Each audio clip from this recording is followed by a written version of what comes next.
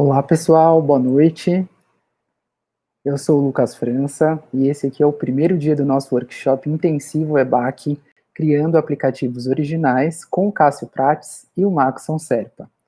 Tá todo mundo me ouvindo bem aí? Eu queria que vocês, por favor, dessem um ok aqui no chat, só para eu ter certeza que tá todo mundo me vendo, me ouvindo tranquilamente. Beleza. E se quiserem também contar pra gente de que cidade ou estado vocês nos assistem, vai ser legal a gente saber de onde vocês vêm. Beleza? Maravilha. Laís, Juliana, João, Gustavo, Rafael, Amanda, Rafael de Catanduva, do interior de São Paulo, José de Jaguariúna, Amanda de Porto Alegre, Alagoas, Maceió, Beatriz. Que legal, bastante gente de vários lugares. São Paulo, Renato, Barra Bonita, São Paulo, Galho, Juliana de São Paulo também, Gustavo de Presidente Prudente. Sejam bem-vindos e bem-vindas. Laís de Salvador. Bacana, pessoal. É isso aí. Ó, o nosso chat, então, é o nosso canal direto de comunicação. Então, vocês podem mandar comentários a todo momento, tá? Para nós. E se vocês tiverem qualquer dúvida para os professores do workshop, eu vou pedir que vocês selecionem esse ponto de interrogação que tem acima do espaço que você digita a mensagem no chat, tá bom?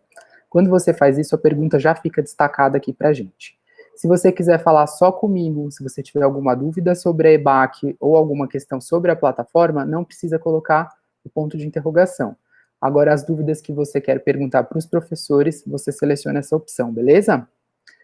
Para quem não conhece, a EBAC é uma escola de arte e tecnologia, baseada aqui em São Paulo, e nós oferecemos cursos de iniciação, especialização e bacharelado nos formatos online, presencial e também híbrido. E 90% dos projetos que são produzidos pelos alunos e alunas dos nossos cursos, eles vêm baseados em cases reais de parceiros da EBAC que têm alta relevância no mercado. E 100% dos nossos professores são profissionais de grande destaque no mercado também. Eu vou falar para vocês um pouquinho hoje sobre a nossa área de UX e UI. A gente tem um curso que se chama Profissão UX e UI Designer. Esse curso é online, ele é completo e tem duração de 10 meses. E ele foi desenvolvido para você que busca uma formação em UX ou UI Design, e nele você terá o preparo necessário para que a sua carreira decole nessa profissão, que é uma das mais promissoras da atualidade. O curso, ele tem foco total na prática profissional e no mercado de trabalho. E você também conta com feedbacks individualizados de todas as atividades que você realiza e muitas dicas para que você se destaque nessa carreira. Você vai finalizar esse curso com um projeto de conclusão para o seu portfólio, que será elaborado para um cliente real. E você aprende tudo isso sob orientação desse time de profissionais incríveis que são líderes do mercado. A gente tem o Conrado Cotomácio, que trabalha no Banco BV, Flávia Kawazoi, da Samsung, o Maxon Serpa, da Winglcard, Thiago Barcelos, da Samup, e o Rodrigo Lemes, da Boa Vista. Então eu vou mostrar rapidamente para vocês aqui um teaser curto para que vocês conheçam o nosso curso.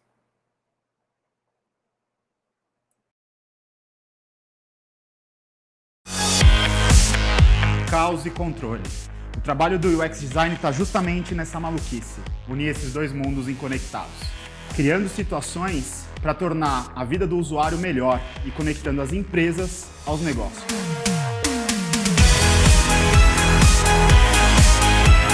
O mercado de produtos digitais está extremamente aquecido e a necessidade de entender o comportamento das pessoas dentro do ambiente digital fez a necessidade de cada vez mais se buscar profissionais de UX e UI. Esse curso é para você que já está escutando que UX e UI é a profissão do futuro. Essa não é a profissão do futuro, essa é a profissão do presente. E a gente já trouxe todas as skills para você que nunca teve contato com isso, poder aprender do zero tudo o que é necessário para você sair desse curso como um profissional maduro, mesmo sem ter tido nenhum contato com design, com UX ou com ferramentas de produção gráfica, a se capacitar como um profissional completo. Quantas pessoas tem atrás de cada aplicativo que vocês acessam, atrás de cada site, para definir aonde está aquele botão, o porquê a gente usou essa foto, o porquê a gente escolheu essa cor.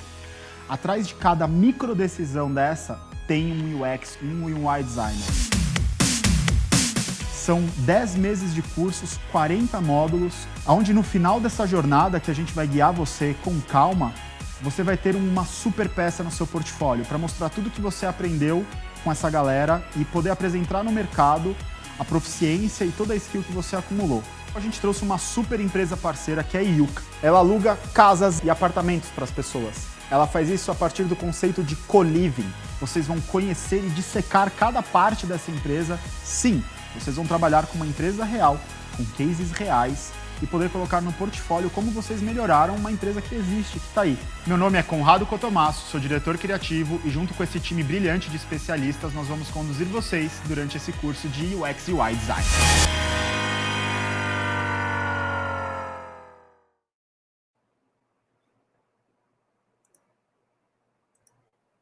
Maravilha, né, pessoal?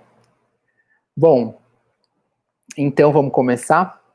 Mas antes eu só tenho que dizer para vocês que a gente está com uma oferta especial a todo mundo que está aqui participando desse workshop. Então a gente está oferecendo um desconto de 50% no curso, esse curso que se chama Profissão UX e UI.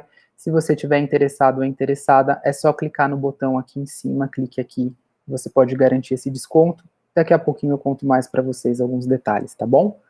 Agora vamos começar. Olha só, o que vai acontecer hoje? Hoje, vocês vão entender como desenvolver interfaces de serviços e produtos digitais. E nós iremos saber quais são os principais conceitos dos projetos de usabilidade aplicados. A gente vai também saber os fundamentos dos processos para descobrir e identificar as reais necessidades dos seus usuários.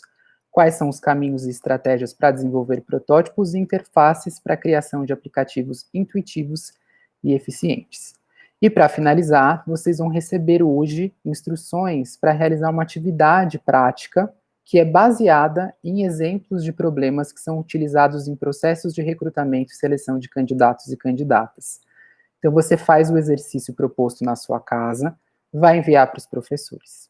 E aí, como estava escrito lá, quando você se inscreveu no workshop, é necessário se cadastrar na plataforma Figma, tá?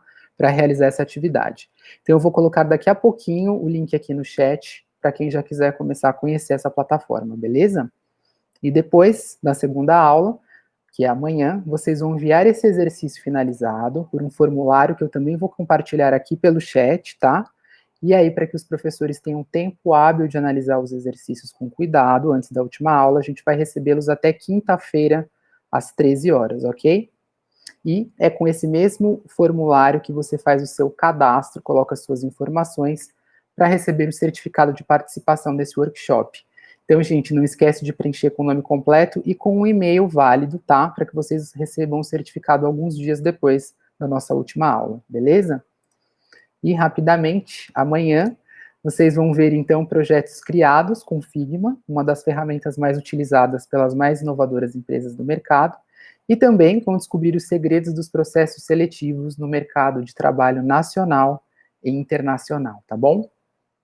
Olha só, na nossa última aula, na quinta-feira, os professores eles vão analisar todos os exercícios que foram enviados e vão sugerir algumas melhorias para que você possa usar esse material ou para começar a desenvolver o seu portfólio ou para já adicionar aos outros projetos que você já fez, beleza? Então, agora eu paro de falar e vou apresentar a vocês os nossos professores, Cássio Prates e o Maxon Serpa. E, gente, lembrando que você pode ir enviando suas perguntas aqui, dúvidas para a gente no chat, tá bom? Eu vou organizando os comentários e no fim da aula a gente vai ter um momento tira dúvidas em que todas vão ser respondidas. Amanda, a live, o webinar, fica salva, sim. No nosso canal do YouTube, você vai ter acesso em 20 minutinhos após a finalização, tá certo? Depois eu coloco o link aqui também. Cássio, Maxon, boa noite, sejam bem-vindos. Boa noite. Olá, boa noite. E vou deixar vocês à vontade. Beleza. Bom, eu acho que vale a pena a gente comentar, né, Cássio, pelo menos um pouco sobre quem a gente é, né, ou até onde a gente chegou aqui, porque acho que é válido para todo mundo que está ouvindo. Porque é bem engraçado, porque hoje à tarde eu tive uma conversa com o CEO da empresa que eu trabalho e ele me perguntou a mesma pergunta. E é sempre válido entender o background das pessoas que a gente ouve, né? Pelo menos é assim que eu faço com as pessoas que eu ouço. Bom, pessoal, vocês que estão ouvindo aí, eu vou conversar por mim aqui, já chamo o Cássio. Bom, Maxon Serpa. Eu trabalho com design, acho que há mais de 10 anos, é mais ou menos por aí. Eu comecei como designer gráfico em Curitiba.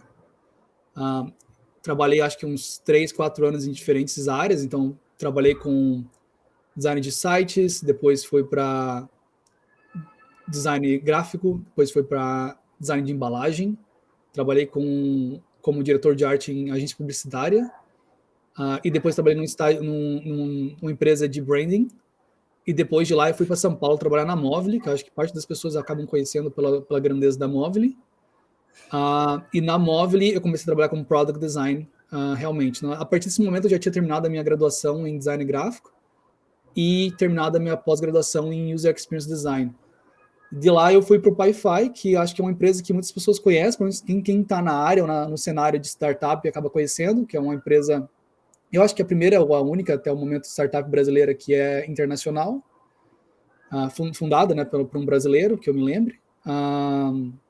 E de lá eu vim para o Canadá. Aí eu estou morando aqui em Montreal, no Canadá, faz 1 ano e meio, acredito eu. Trabalhei na Hopper, que é uma empresa de viagens, e agora trabalho na Wingocard, que é um banco, acredite se quiser, para adolescentes. Então essa é a grande ideia que a gente está tendo aí, e a gente está criando um banco para adolescentes, que é uma união entre os pais e adolescentes. A gente está desde o dia zero, então a gente tinha 0 interfaces, 0 produto, até agora, que já são 6 meses, a gente está com o produto quase fechado e lançando ele em alfa. Bom, esse é um pouco do meu background, Cássio. Manda bala aí, como é que tu chegou até aqui? E aí, pessoal, boa noite. É um prazer imenso estar aqui. Valeu pelo convite à EBAC aí. Bom, meu background é parecido, acho que no começo ali com o do... Aliás, é muito parecido com o do Maxon, né? A gente é da mesma profissão praticamente. Mas eu sou formado em design pela Unesp. É uma faculdade que eu comecei porque ali nos 18 anos eu não fazia ideia do que eu queria fazer da vida. E eu gostava muito de desenhar. E aí, na boca de algumas pessoas, eu ouvi dizer que essa era a profissão para quem gostava de desenhar.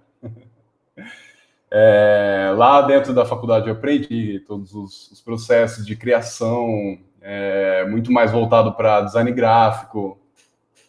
E estava começando nessa parte digital, como a minha adolescência foi crescer junto com a internet, eu já me interessava muito, né, na parte digital, muito mais do que a parte impressa, que era ensinada na minha faculdade. E saí de lá já sabendo que eu queria fazer websites, foi isso que eu fiz. Passei um bom tempo trabalhando como web designer, extinta profissão. E em agência de publicidade, também era do interior, né? Eu sou uma pessoa do interior. Fui para São Paulo lá para 2012, trabalhei mais um pouco com publicidade, e aí começou a surgir, a galera começou a falar muito mais de UI, né? Que era o designer de interface. E aí eu entrei numa empresa chamada Incube, onde eu conseguia fazer interfaces para os aplicativos que eles tinham lá. Aplicativo de pagamento, de transporte. Tava começando a chegar Uber aqui no Brasil, sabe? Então era uma época bem interessante, assim, para começar a trabalhar com aplicativos.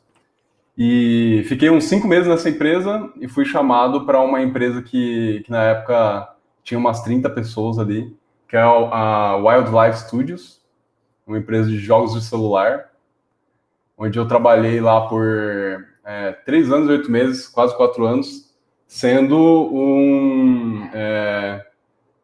UI, UX, né? Trabalhando ali, desenvolvendo os jogos, desenvolvendo as features, a monetização, tudo para esses jogos aí de celular.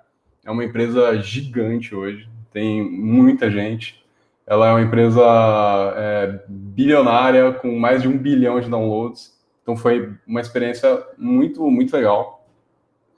E aí, depois de passar esse tempo lá, eu me aventurei numa startup, né, sendo o único designer ali.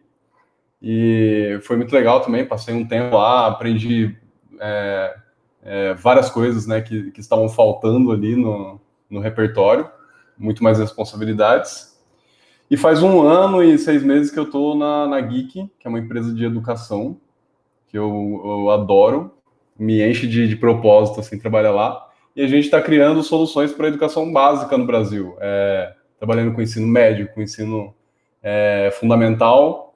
E o que eu estou fazendo hoje lá é justamente criando um produto para ensino fundamental que vai auxiliar professor, auxiliar diretor e famílias, e principalmente as crianças de 6 a... Enfim, ensino fundamental, primeira alfabetização, sabe? A galera que está aprendendo a escrever, a gente está fazendo um produto para essa galera. Então, é muito legal. E, bom, essa é basicamente a minha jornada até aqui, que me fez chegar aqui como designer. Maneiro. Então, galera, a gente vai falar um pouco sobre Product Design, né, ou design de produto. E para quem não tem muita noção da diferença entre design de produto para UI, UX, acho que esse primeiro dia a gente vai pegar um pouco na ideia do processo, o que a gente faz no dia a dia, mostrar para vocês as etapas que a gente tem como uma ideia da onde a gente, né, parte para onde a gente chega, né? De uma forma ou de outra, nesse primeiro dia, a gente queria mostrar pelo menos alguma coisa, né, que funcionou do nosso lado, né, algumas imagens e assim por diante. E a partir daí a gente vai começar a puxar, a partir do dia 2 também, exercícios reais. Eu vou trazer um exercício real que eu recebi quando eu me apliquei para empresas de fora. O Cássio vai trazer também um. E até o dia 3 aí a gente vai conseguir revisar, e eu vou apresentar para vocês pela primeira vez na minha vida um trabalho que eu apresentei para uma empresa de Berlim, que normalmente a gente não apresenta para ninguém, né? Mas como eu já não tenho mais nenhum problema com isso, já terminei faz mais de 1 ano esse projeto, esse é um exercício que eu recebi para uma empresa de Berlim, e o que eu resolvi, como que eu fiz, quais foram os passos, o que eu entreguei. Então vocês vão ver realmente quais foram os passos que eu segui para chegar onde eu estou hoje, né? Então isso vai ajudar muito vocês para saber o que normalmente uma empresa brasileira, uma empresa gringa, né, vai pedir para vocês quando vocês entram numa empresa que é uma startup ou uma empresa que precisa de um design de produto. Normalmente a gente vai relacionar o design de produto mais a uma startup pelo fato de que acho que é a área onde tem mais inovação e onde tem mais vaga, né, para a gente. E aonde que mora o dinheiro, né? Feliz para a gente também, né? Mas existem empresas grandes que não são necessariamente uma startup, como Itaú, né, e outras empresas são corporativas que têm muitos design de produtos, que também é um belo lugar de se trabalhar. Então, beleza. Vou partir para o dia 1 aqui e vamos apresentar para vocês um pouco do processo. Se vocês acharem muito maçante, né, vocês podem ir comentando aí, etc. Esse primeiro dia a gente fala um pouco mais de processo, mas é importante, pelo menos, vocês terem uma noção de como funciona as coisas, para que eu mostre para vocês imagens, que é onde a coisa fica mais bonita de se ver, né? Então, vamos lá, Cássio. Então, beleza. O que a gente vai fazer aqui agora, a gente vai apresentar o processo, né? E eu vou partir de compartilhar minha tela em alguma dessas etapas, e aí, da mesma forma, eu peço para o Cássio apresentar algumas etapas que eu gostaria que ele falasse um pouco sobre. Então, normalmente, existem vários processos que eles criaram para design de produto como uma metodologia ou um guia do que você precisa entender ou que você precisa seguir para que você tenha um projeto no ar, né? E a gente separa isso, esse daqui é o Design Thinking, que a gente separa em empatia, definir, ideação, prototipar, testar e o executar, que no final das contas acaba sendo a última etapa. Então, quando você trabalha um pouco, você lê um pouco sobre UX, principalmente, você vai ver muitas palavras, empatia, ideação, né, prototipação, e é uma coisa que a gente vai acabar falando um pouco sobre isso hoje. Então, né, quando a gente fala de um processo, né, Cássio, eu acho que a gente está falando dessa ideia de, beleza, veio para o Cássio, veio para mim uma ideia de um produto ou de uma nova feature que a gente vai aplicar num aplicativo ou numa plataforma web. E acho que a primeira pergunta que a gente se faz como designer de produto é: quem é essa pessoa? Né? Eu não sei como funciona para você, Cássio, mas a primeira coisa que eu acabo perguntando para mim é: quais informações eu tenho de quem está usando, né, esse produto, ou quem iria usar essa feature, né? Então, a gente está falando de empatia. Então, as etapas de um design de produto, elas vão partir de, acho que resumidamente, em para quem você está criando, quantas ideias você tem disponíveis para resolver esse problema e qual que te dá mais claridade ou mais confiança, e testando quais são as informações que você tem disponíveis para falar, beleza, isso está certo ou não. E aí você testa. Então, eu vou falar um pouco sobre empatia. Né? Posso Claro, fazer um parênteses rápido? Traga. Quando a gente fala desse processo, uma coisa que me ajuda bastante a ilustrar é que é um processo que eu acho muito natural quando a gente está tentando resolver um problema, assim. Então, tipo, quando a gente precisa resolver um problema, a gente precisa, logicamente, a gente vai entender ele a fundo, né? Então, sempre a gente precisa resolver o problema para alguém, né? Tipo, sempre é para uma pessoa, assim.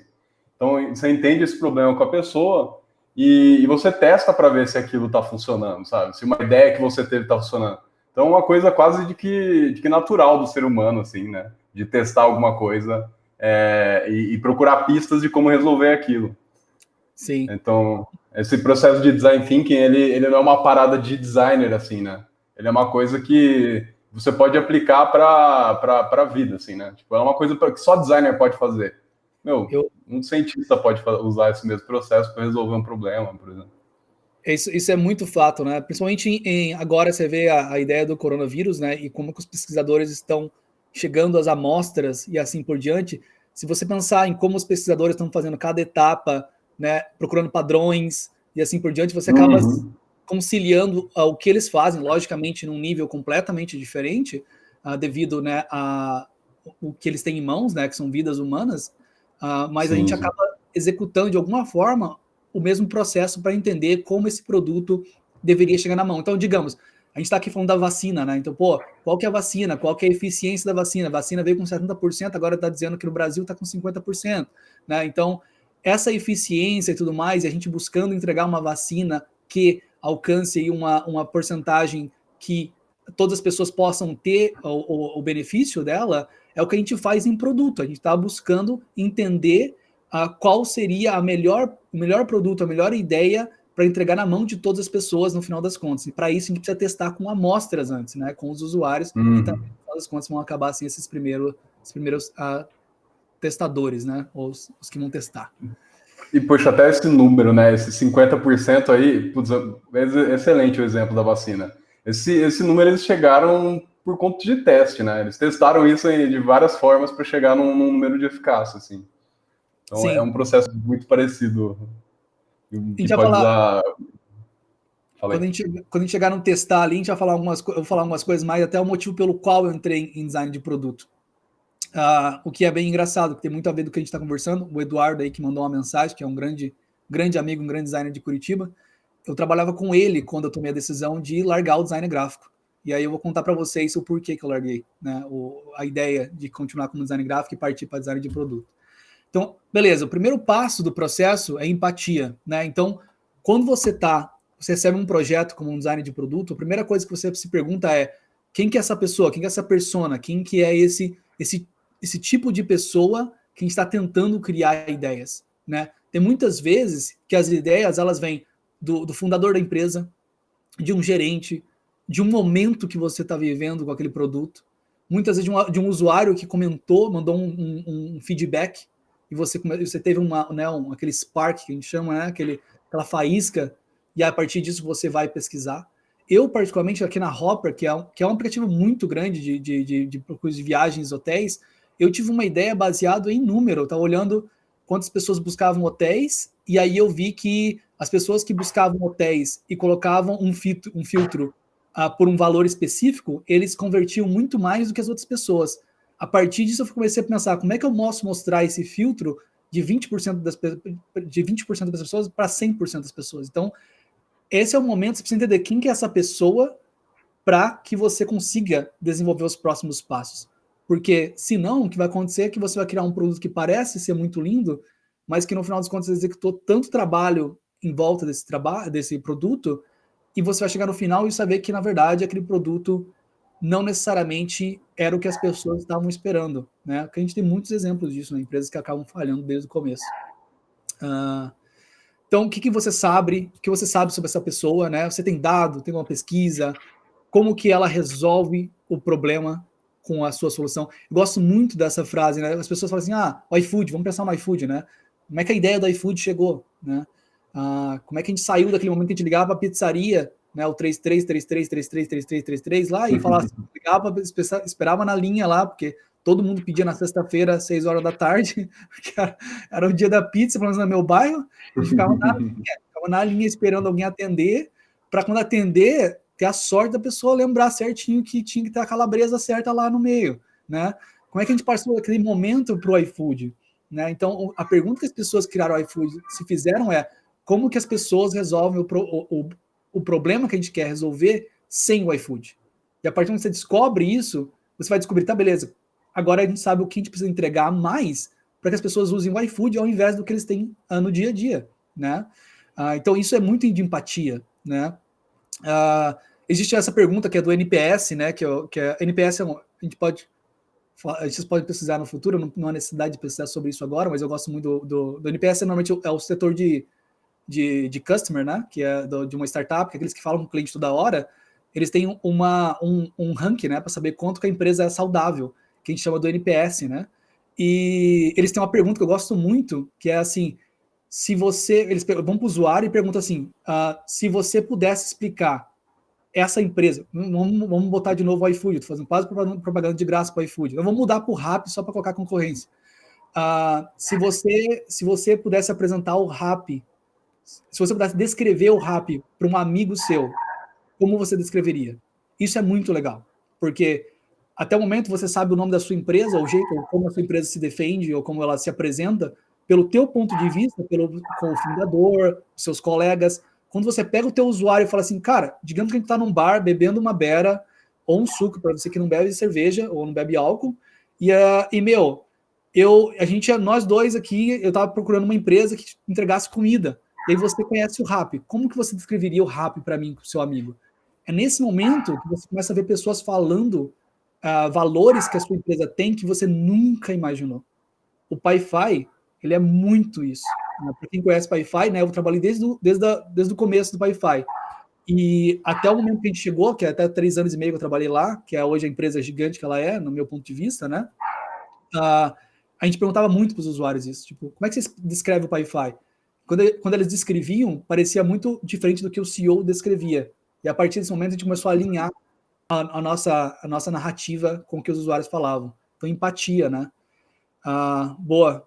Uma coisa interessante é, qualquer pergunta que vocês tenham sobre qualquer uma das etapas que a gente está conversando aqui, só mandar no chat ali e a gente dá uma passeada nelas. Vamos para a próxima. E eu vou passar aqui a minha tela para o Cássio. O Cássio fala sobre definir. Você pode começar por aqui, Cássio. Quando você quiser, eu posso terminar a minha tela aqui. Você segue em frente.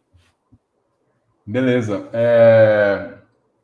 Acho que você pode passar aí para mim, o Maxon. Beleza.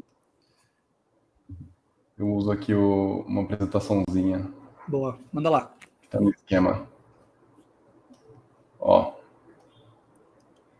Então, o Maxon ele falou bastante de conversar, né, com os usuários, que é essa parte de empatia, para você não fazer o produto que é só para o seu CEO. Tem um monte de produto assim, né? O cara tem uma ideia ali inovadora na cabeça dele e é a melhor ideia do mundo e faz aquele negócio sem conversar com ninguém. Então, a fase de empatia, ela é para você não cometer esse tipo de coisa. Vai lá e fala direto com as pessoas para quem que você está querendo resolver esse problema, né? Só um detalhe, um detalhe, Cássio, sobre isso. Acho que é engraçado que você falou e me lembrou isso. Eu lembro trabalhando numa empresa de design, gráfico ainda, e eu tentando propor uma coisa nova para aquele cliente.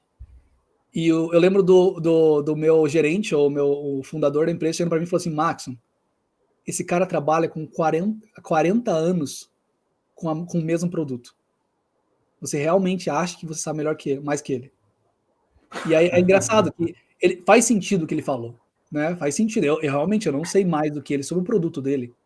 Mas o fato é que eles estão tão presos na mentalidade deles, eles estão tão acostumados com o que eles vendem, que eles esqueceram de se abrir para ver quem de fora como as pessoas de fora veem os produtos deles. É muito engraçado isso. Tem uma coisa que esse cara não é, né? Esse cara, ele não é o usuário do produto dele. Por mais que ele possa até usar e conhecer, né? Ele não é um usuário. Tipo, e nem nós, como designers, né? Designers de produto, a gente não é o usuário daquele produto, né? Para que a gente está criando. Então é importante a gente ter essa empatia mesmo, essa humildade aí de entender que a gente precisa conversar com as pessoas que estão realmente sofrendo desse problema, né? Para que a gente quer resolver, para entrar nele a fundo e resolver um problema real. Enfim, e aí a gente entra nessa fase de definição, então. Então imagina que vocês foram lá, conversaram com um monte de usuário, ouviram várias coisas, ouviram vários problemas, várias necessidades que eles têm. Alguns com umas necessidades muito específicas, outros com a maioria ali, com algumas necessidades que parecem comuns. E aí, o que a gente faz agora que a gente abriu esse leque de problemas e a gente tem uma ideia de produto para fazer? A gente precisa escolher bem as suas batalhas, como diria minha avó. Então, essa fase de definição, ela é uma fase mesmo de definir qual que é esse problema que a gente quer resolver, que é sanar dores reais e importantes. E aí, importante, em design thinking, em design de produto, a gente geralmente fala que é alguma coisa que vai gerar valor de verdade para as pessoas. Então, alguma coisa que realmente vai mexer com a vida deles, assim, como, por exemplo, ligar para a pizzaria e esperar 20 minutos para ser atendido, versus entrar no iFood e pedir uma pizza, sabe? Essa é uma coisa que muda bastante ali a vida do usuário. Então, na definição, a gente vai olhar para todos aqueles usuários que a gente conversou, que a gente fez teste, e vai achar uma coisa que vale a pena ali. Qual o problema que você está tentando resolver para esses clientes, né? Aí tem uma frase que eu acho muito legal, eu não lembro quem falou, foi mal aí, mas é uma frase que fala que escolher os problemas certos é uma habilidade muito mais poderosa do que saber resolver problemas. Então, não que resolver problemas não seja uma habilidade, a gente faz isso também. Mas escolher os problemas, dessa infinidade de problemas que a gente escuta, é a parte que mais vai gerar valor, assim. Então, qual que é a ideia? Quando a gente conversa com os usuários, eles vão falar muitas coisas do que eles fazem, eles vão falar muitas coisas diferentes para a gente de problemas, e alguma coisa que a gente consegue tirar disso é também o que eles pensam e o que eles sentem. Quando eles falam que pensam e sentem, eles estão falando de emoções humanas, assim. E é esse tipo de coisa que a gente geralmente quer resolver, sabe? Uma frustração, algum momento de raiva por estar tentando fazer alguma coisa e é difícil de usar, enfim. Emoções humanas, né? Porque o design thinking ele é um processo bem humano. Então, qual que é a dor que a gente quer resolver?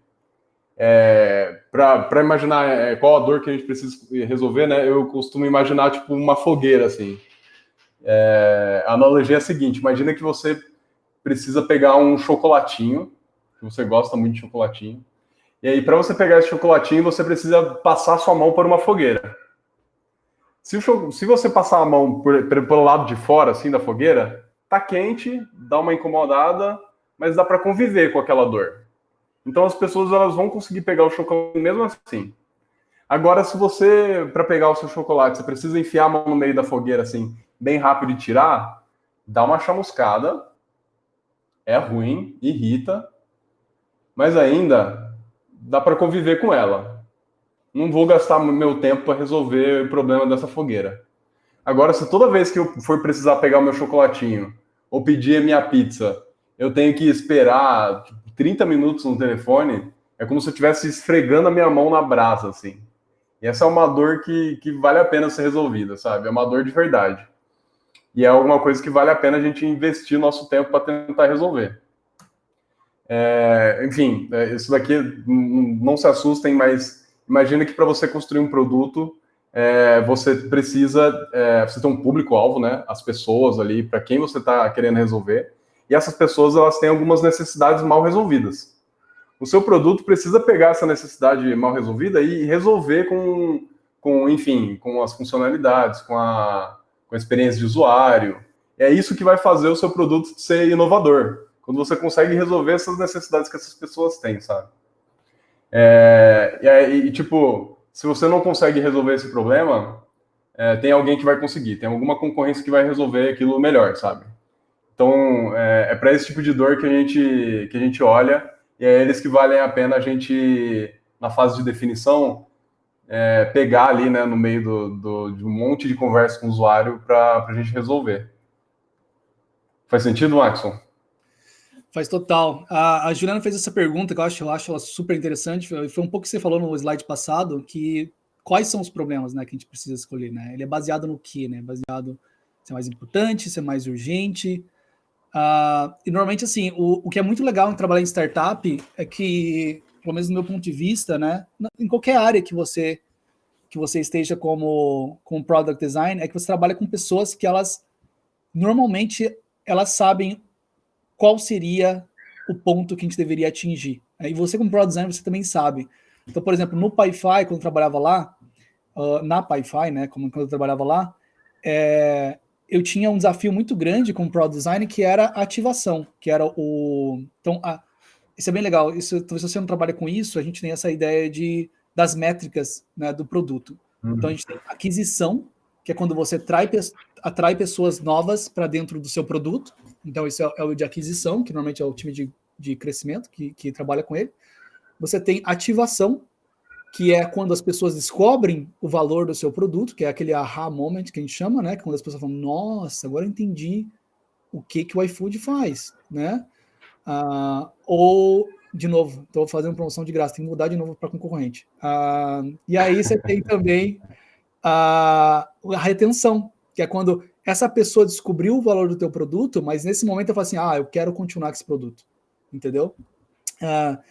E, por exemplo, no PyFi eu tinha o desafio principal, a ativação. O meu maior desafio era fazer com que as pessoas entendessem o valor da plataforma. Então, a ativação ela era muito baseada na pessoa. A partir do momento que ela entrou no site do PyFi, clicou Sign Up, né? Ela vai esses steps, esses passos para se cadastrar na plataforma, até ela vai para o onboarding e ela descobre qual o valor da plataforma. Baseado nisso, eu já tinha uma noção da importância de uma coisa que vinha na minha mão. Então, se vinha um problema, se ele atingia diretamente a ativação, eu sabia que aquilo ali, para mim, era a prioridade máxima, né? Da mesma forma, existem várias outras vertentes que você pode usar, que é o gráfico, por exemplo, de esforço versus impacto, né? A gente também usa bastante esse, que é quanto de esforço eu vou ter para desenhar essa solução ou para resolver esse problema, quanto de impacto isso vai ter para o meu produto. Às vezes você vai fazer esse gráfico e você vai ver que com menos esforço você pode impactar mais pessoas e aí você torna aquilo ali prioridade ao invés de um outro, por exemplo, né? Então, é mais ou menos por aí. Espero ter respondido. O que você acha? Tem uma analogia que eu acho que pode ajudar. Sim, com certeza. Tipo, perfeito, Maxon.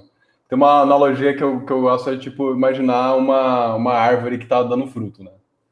Então, imagina que você tem ali uma oportunidade que é pegar uma fruta que está madura e está bem baixinha nessa árvore. E você começa a pegar essa fruta que está ali embaixo. Você vai colhendo aquelas frutinhas que estão ali embaixo e tal. E depois de um tempo, você não vai mais ter frutinha ali embaixo.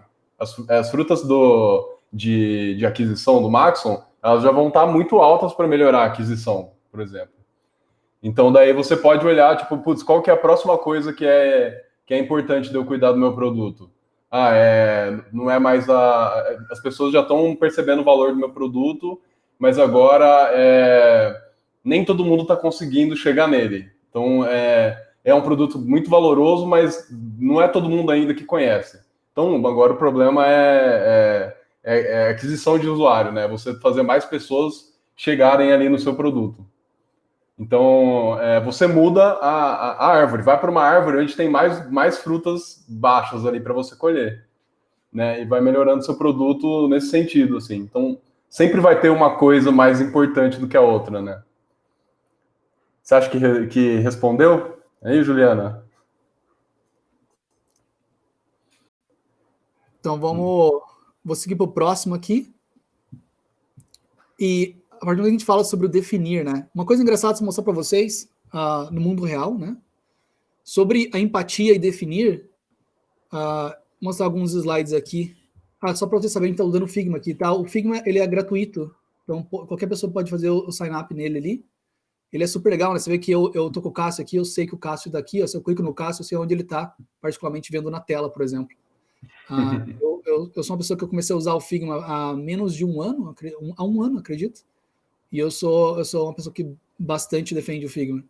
Ele é uma das melhores, senão, eu acho que é a melhor, né, ferramenta hoje em design. Eu acho que é o melhor também. E uma coisa que foi engraçada no meu produto é que, assim, a gente vê que essa ideia, eu conversei com os fundadores da empresa, eles falaram, não, vamos fazer um banco para adolescente.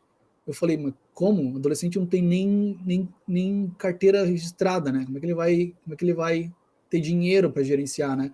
Ele falou assim, não, a gente vai comunicar com os pais, e os pais vão, por exemplo, eles falaram de várias razões que levariam a um produto a dar certo, além dos competidores que já existem hoje e que estão dando certo, né? E essa ideia de, por exemplo, o pai manda mesada, né? Por exemplo, o filho, hoje é no dinheiro, né? Ou o filho pede dinheiro para ir para o cinema, tem que chegar lá para o pai e falar, pô, pai, manda um dinheiro para o cinema. Então, tudo isso podia ser, é a mesma questão do iFood, né? A gente podia resolver digitalmente, muito mais simples, muito mais rápido, direto, né? A pessoa pode pagar lá com o Apple Pay dele ali, ou com o Android na mão dele, sem precisar nem ter dinheiro mais na mão, que é muito seguro também, né?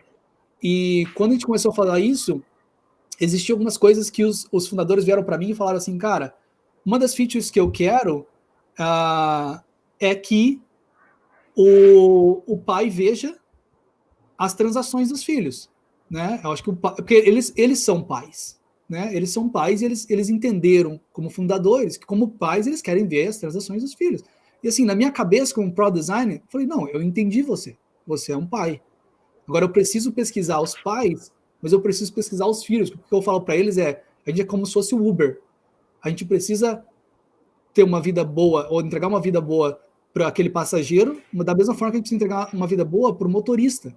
Porque se os dois não estiverem satisfeitos, a corrente não funciona, né? Então, eu fui fazer pesquisa com os adolescentes. Eu mandei uma survey, né? Uma pesquisa com adolescentes e comecei a fazer perguntas em questão de personalidade, mesmo questão de marca, o que eles gostam de marca, e eu comecei a cruzar perguntas que eles responderiam, e aí se eu conseguisse unir essas perguntas, eu teria uma resposta.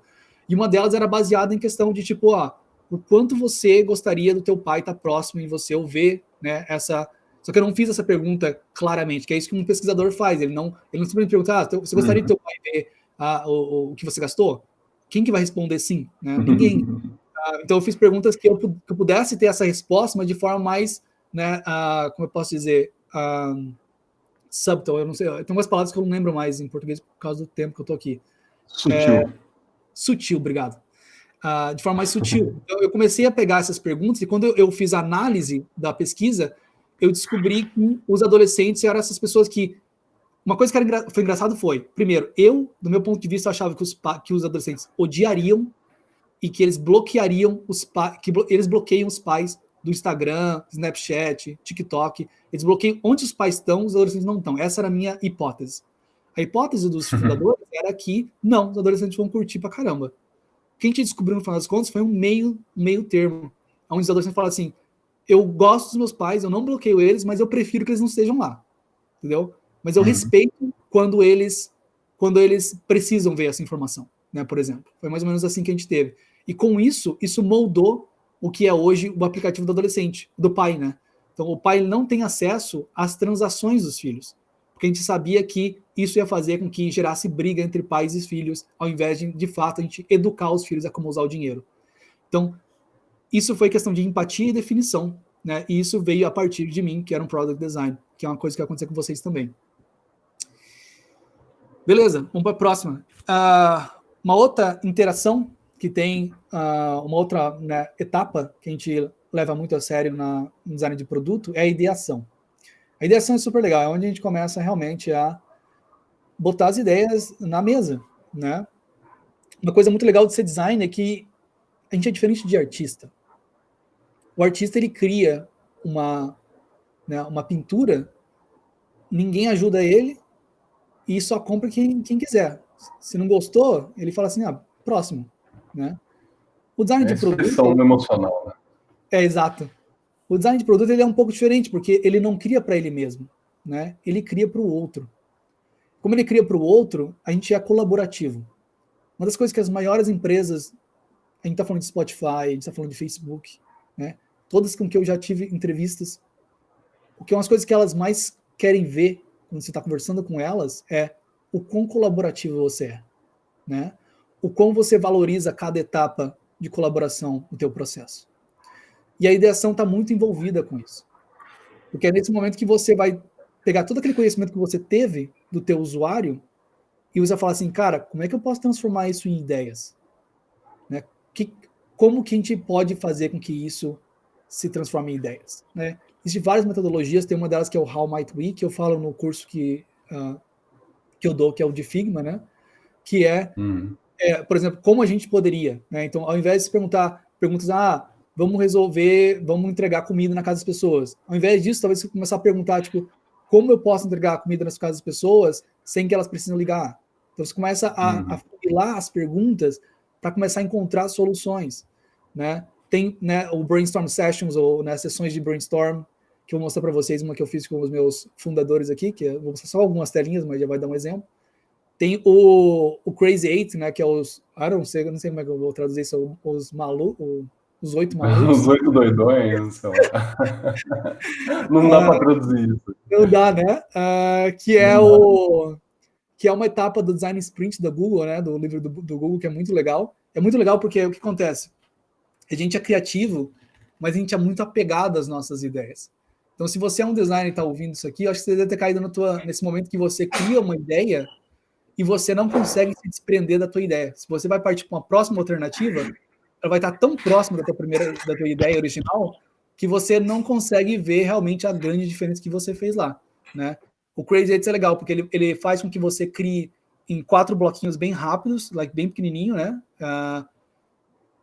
8 ideias, e você tem que criar uma ideia, e as ideias têm que ser completamente diferentes uma da outra. Então tem que ser 8, e você tem 1 minuto para cada ideia. Isso é muito legal. Quando você coloca os fundadores ou pessoas responsáveis pelo produto, ou pelo processo, e você faz esse processo, as pessoas trazem cada coisa mais maluca que a outra. E algumas coisas malucas são as melhores.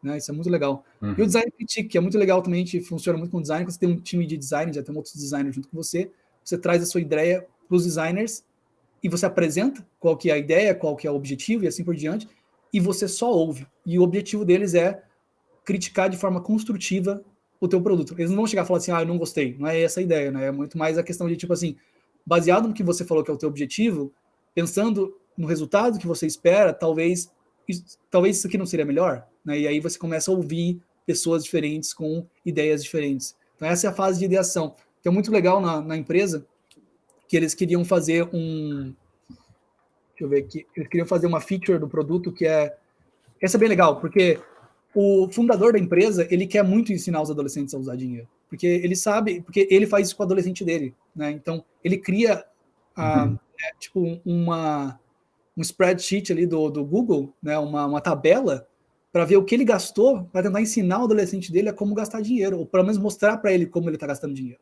Então, foi ele que fundou a ideia, justamente porque ele tinha uma grande dor, né, com isso. E ele tinha essa ideia de, quando você tem você vai no Nubank lá, né? Você tem a sua lista de transações, né? De quanto você gastou em cada dia, quais as coisas que você comprou naquele dia. E os adolescentes também vai ter isso. Só que a gente queria mostrar muito mais do que isso. A gente queria mostrar, se ele rola, né, e vê todas as transações, como a gente pode ensinar que durante aquela semana ele tinha tanto e agora ele tem esse tanto pelo fato de que ele gastou esse meio aqui. Né, ensinar ele ao invés de simplesmente ele rolar e ver quantas coisas ele gastou, que é o que acontece com a gente, né, no banco. E aí essa era a questão, né? Essa era a hipótese ou a solução que veio. O que eu fiz foi eu trouxe todos os fundadores da empresa e algumas pessoas que são chaves e eu fiz um brainstorm session, né? E aí eu fiz os Crazy Eights, então esse aqui foi o do fundador. Falei assim, preciso de 8 ideias, uma ideia por minuto. Ele trouxe isso aqui. Dá para entender? Não dá. Essa é a ideia. Ele tem que entender o que ele fez. E a partir disso, vai para a próxima etapa, que é, beleza, agora escolha das suas ideias a que você acha que é mais interessante, e nessa você vai ter mais alguns minutos para você fazer uma coisa mais interessante que eu consiga entender e explicar ele com palavras. Né? E aí ele explicou, ele fez uma dessas ideias aqui, vocês conseguem ver, escreveu o que seria, e a partir disso eu dei stickers, como a gente está no remoto, né, por causa do Covid, isso não é problema, a gente criou no Miro, né, que é uma plataforma, eu dei stickers online para eles pegaram esses stickers e falaram assim, ó, agora vai nas ideias de todo mundo e coloca tantos stickers naquilo que você mais acha interessante, né? E a partir do momento a gente viu que essas duas informações que ele tinha criado, todo mundo achava muito interessante. Então, eu já tenho uma ideia como designer agora, de uma coisa que eu posso olhar como uma alternativa de solução, porque aparentemente a gente tem alguma coisa. Aí, a partir disso, que é a ideação, a gente vai testar com o usuário e ver se realmente o usuário responde no mesmo ritmo. Então, essa é a fase de ideação, eu gosto bastante, é uma fase super legal. É a mais legal, né? Eu gosto. Eu sou sujeito a falar isso. Bom, agora a gente vai falar sobre prototipar, que eu acho também uma fase super legal, porque é quando você vê as coisas funcionando. É onde que normalmente brilha o olho de todo mundo, né? Uhum. Eu vou fazer um parênteses rápido na parte de ideação, Venha. que as primeiras duas fases, acho que é legal para a pessoa imaginar aí, que está assistindo, elas ainda estão tratando muito com o mundo real, assim, né? Elas são coisas que estão acontecendo de fato com o usuário. Então a gente, na fase de empatia, viu de verdade o que está acontecendo com ele. Na fase de definição, a gente escolheu um problema real, de verdade, que está acontecendo com ele. E aí a fase de ideação, ela já parte para uma parte de solucionar o problema mesmo. E essa ideia que o Maxon e a galera dele desenhou, estava inicialmente na cabeça deles. Então, é uma coisa fora do mundo real, assim. E é uma fase muito da hora, porque, você começa a botar para fora tudo que você tinha imaginado ali, né? O designer, ele é naturalmente meio maluco de querer resolver as coisas, de criar a solução. Então, enfim, e o processo que você falou, né, do Design Sprint, para quem quer conhecer mais, esse livrinho aqui, ó, é do cara que fez o Sprint, é um cara do Google, e é um método super da hora de ideação e de prototipação, que é o que eu vou falar aí também. Acho que uma coisa que vale a pena para todo mundo que lê o livro é super legal e ele dá alguns exemplos práticos do processo funcionando, né? Mas o livro ele fala de 5 dias. Você pegar 5 dias e fechar todo mundo num lugar ali e resolver um problema.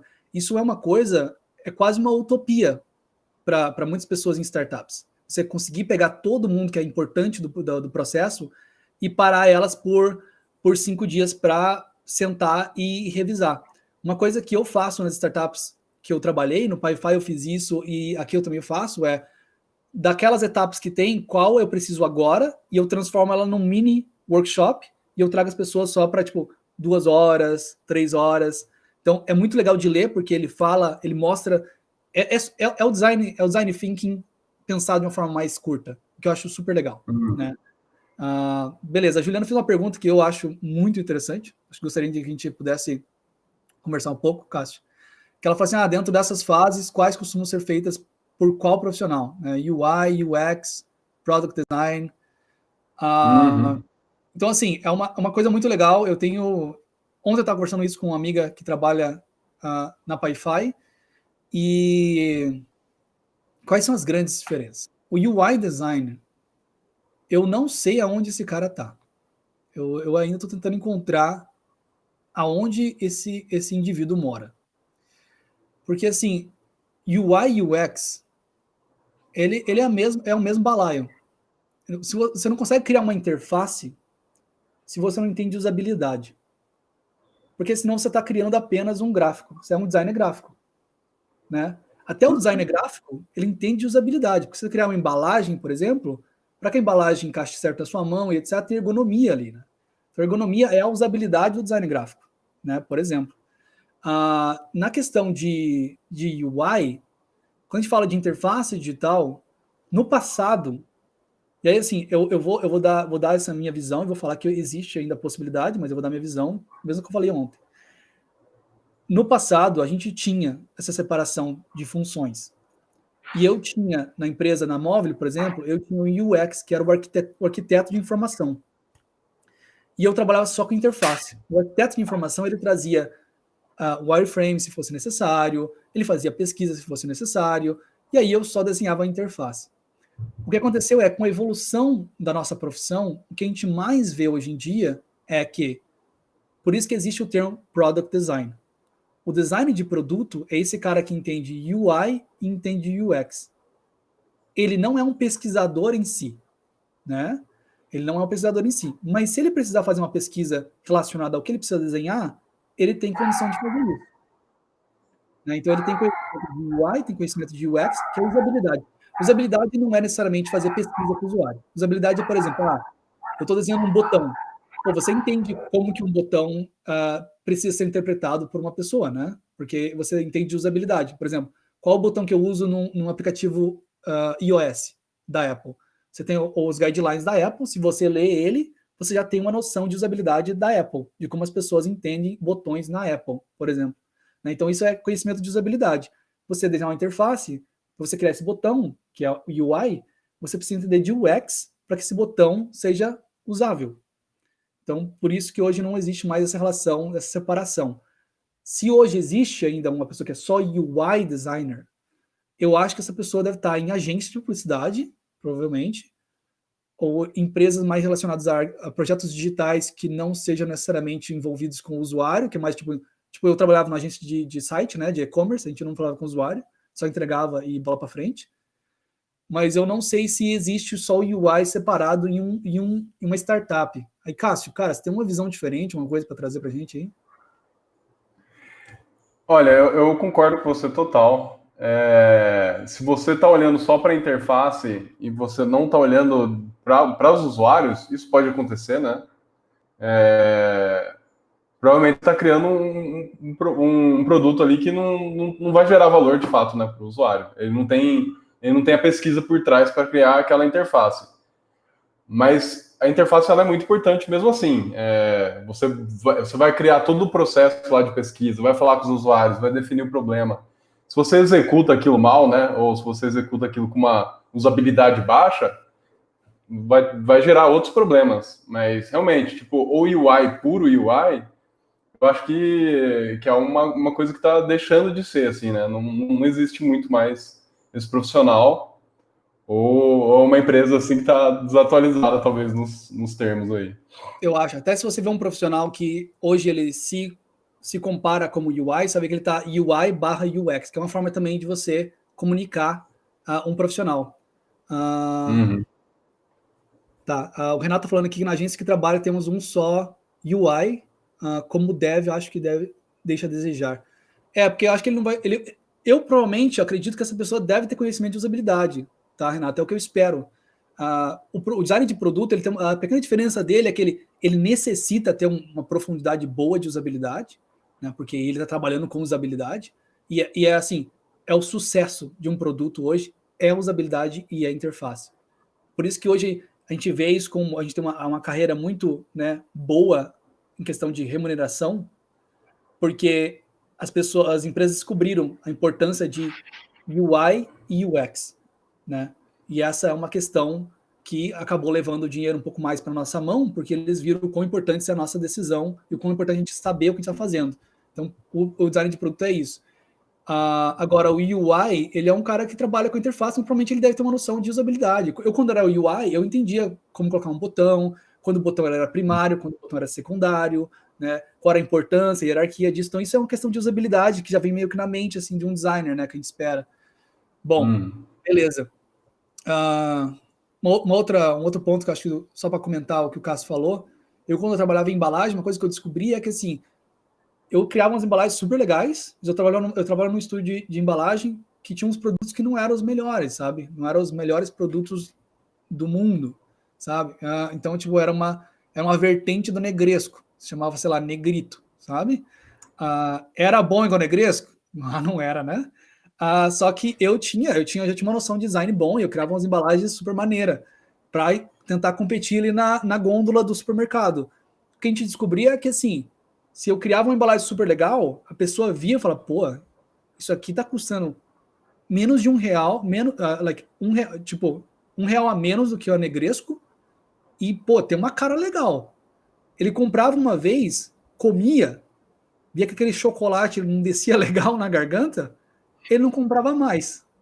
Isso é a mesma coisa do UI e UX, né? Você pode ter uma UI que é maravilhosa, né? E a pessoa vai se atrair por causa disso, vai baixar o teu aplicativo por causa disso, vai acessar o teu site por causa disso, vai acessar aquela campanha de marketing por causa disso, mas se o UX, a usabilidade daquele produto não funciona tão bem, vai descer aquele chocolate, não vai descer na garganta, ele não vai voltar mais no teu produto.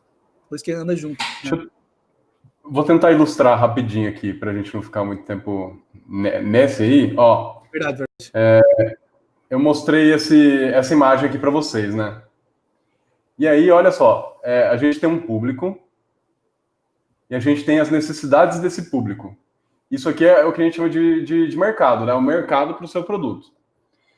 Depois que a gente entende quais são as necessidades desse público aqui, a gente vai criar uma proposição de valor que vai atender essas necessidades aqui. Então, tipo, olha, o meu produto, o IngoCard, ele vai atender as necessidades do adolescente e do pai que quer criar educação financeira nesse adolescente. Beleza. Para que eles consigam fazer isso, para que a gente consiga entregar esse valor para os usuários, para esse povo aqui, a gente vai ter funcionalidades, né, ou features, para atender isso. Então, tipo, lá no IngoCard, você pode falar melhor das funcionalidades do IngoCard e tal, estou usando de exemplo aqui. Mas essas funcionalidades, para elas funcionarem bem, serem fáceis de usar, elas têm que ter uma boa experiência de usuário. Pode ver que aqui, ó, quando a gente fala de produto, nessa camada toda de produto, a gente não especifica onde está a interface aqui. Mas se a gente fosse especificar, seria a pontinha desse triângulo aqui. Em cima para ter uma boa usabilidade, a gente precisa também de uma boa interface. Porque é o que o usuário vai realmente usar ali no dia a dia, né? Ele vai estar consumindo essa interface também. Boa. Bom, a gente tem 36 minutos, a princípio. É isso mesmo, Lucas? Deixa eu só tentando me alinhar aqui na questão de tempo para não... A gente pode seguir mais um pouquinho, se vocês precisarem, não muito, tá bom? Tá bom.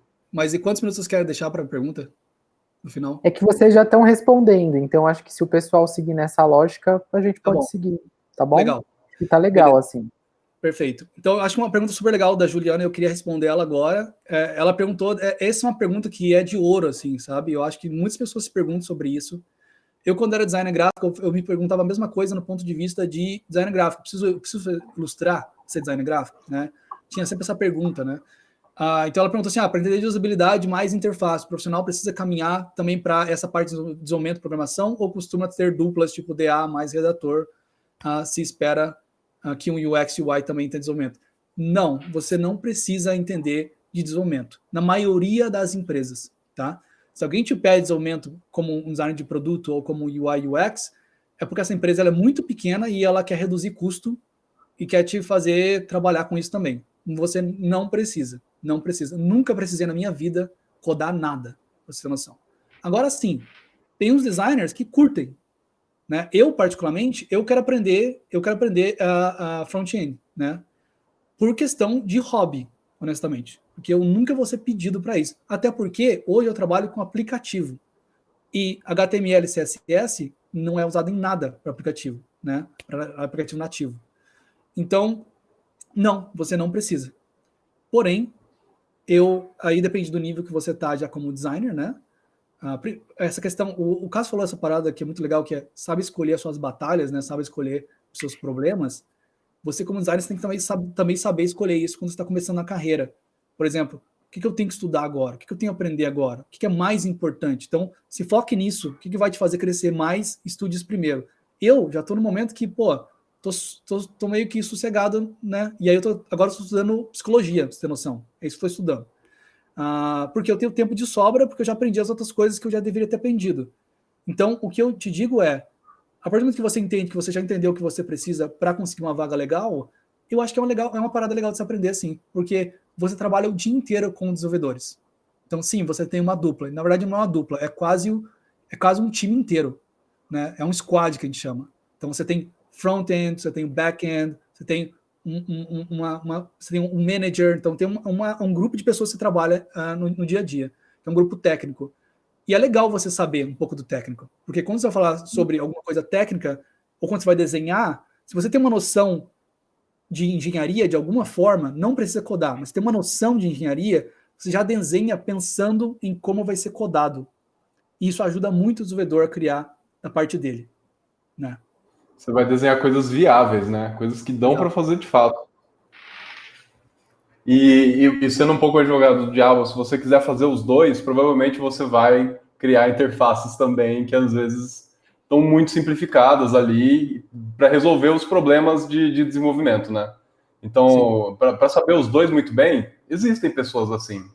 Mas eu acho que nesse processo que a gente está falando, você vai acabar focando em uma parte dela, sabe? E aí, se for só desenvolvimento sem a parte da experiência do usuário, pode ser um buraco também.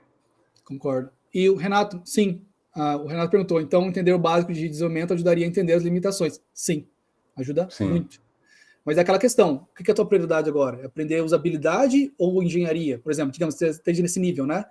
Usabilidade, com certeza. Entender como pesquisa ou entender engenharia? Pesquisa. Porque são as coisas que vão ser mais cobradas de você. Essa palavra que a gente tem aqui em inglês, que a gente chama de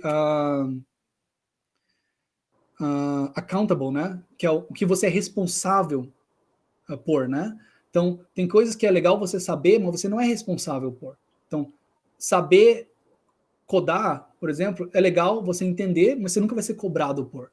Mas não saber fazer a pesquisa ou entregar aquele produto num formato que o usuário vai usar é o que você vai ser cobrado por. Então, foque nisso. Beleza, vou continuar aqui. Já te respondo o José aqui na próxima. Vamos dar continuidade.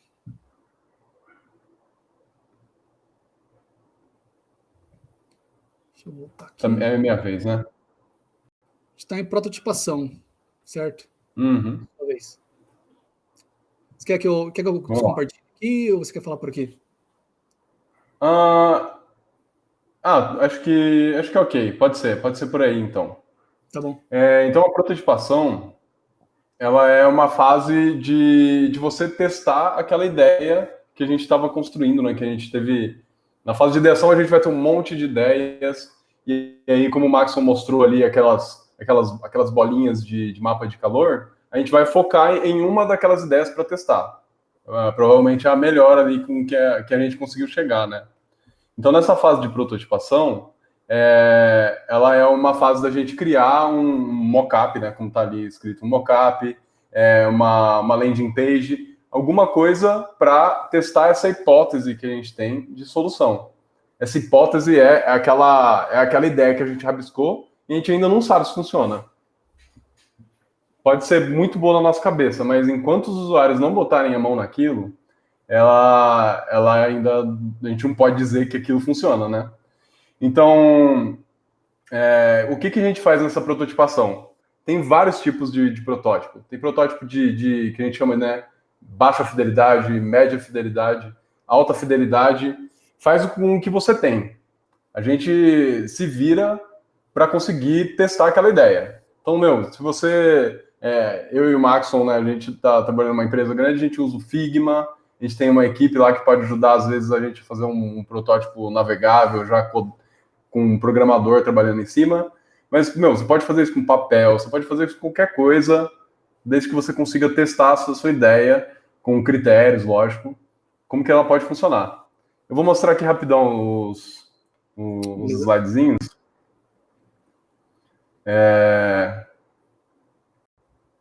Opa!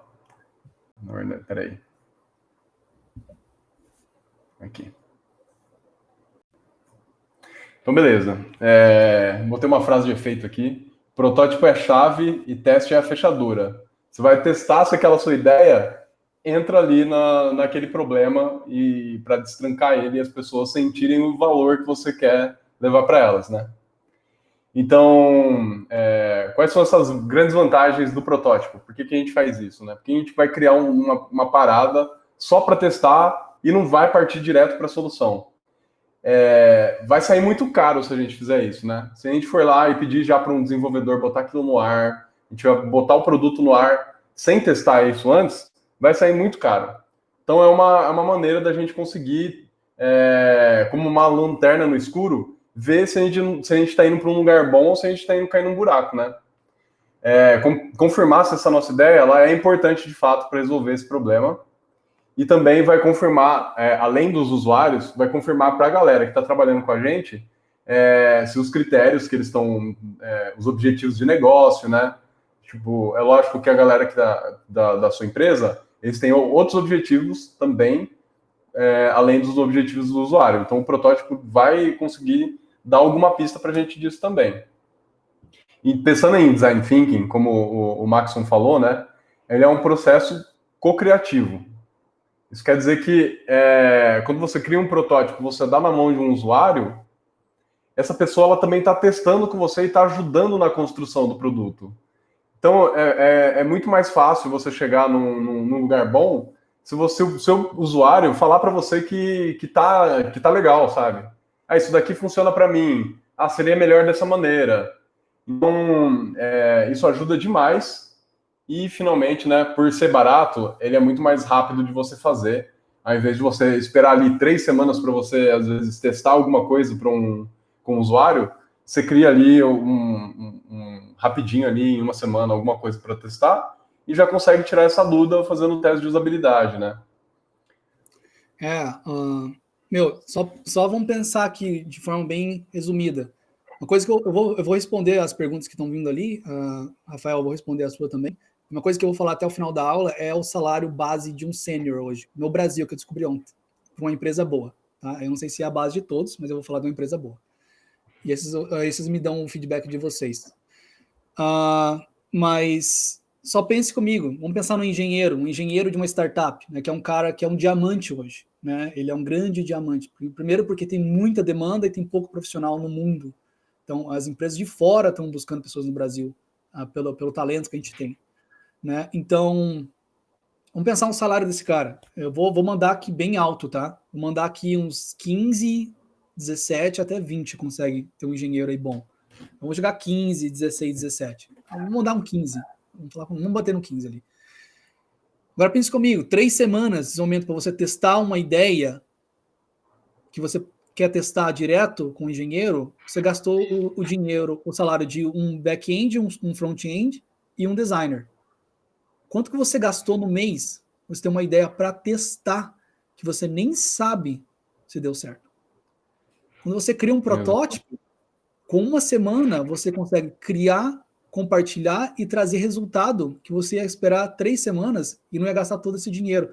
Por isso que a startup ela cresce rápido e ela evolui e muda muito rápido, porque a gente aprendeu a usar melhor o tempo e dinheiro dentro da empresa. Beleza. Vamos lá. Posso passar para a próxima, Cássio? Pode sim, peraí.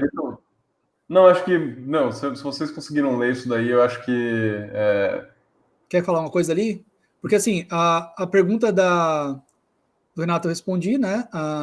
O do José, que a gente pode responder aqui. O José... não existe normalmente um designer leader, sim. Depende do tamanho da empresa, tá? Então, por exemplo, o PyFi. O PyFi ele estava no investimento anjo, que a gente chama, né? Ou raiz. Que é um investimento onde tem uma empresa muito pequena. A gente era 17 pessoas quando eu entrei.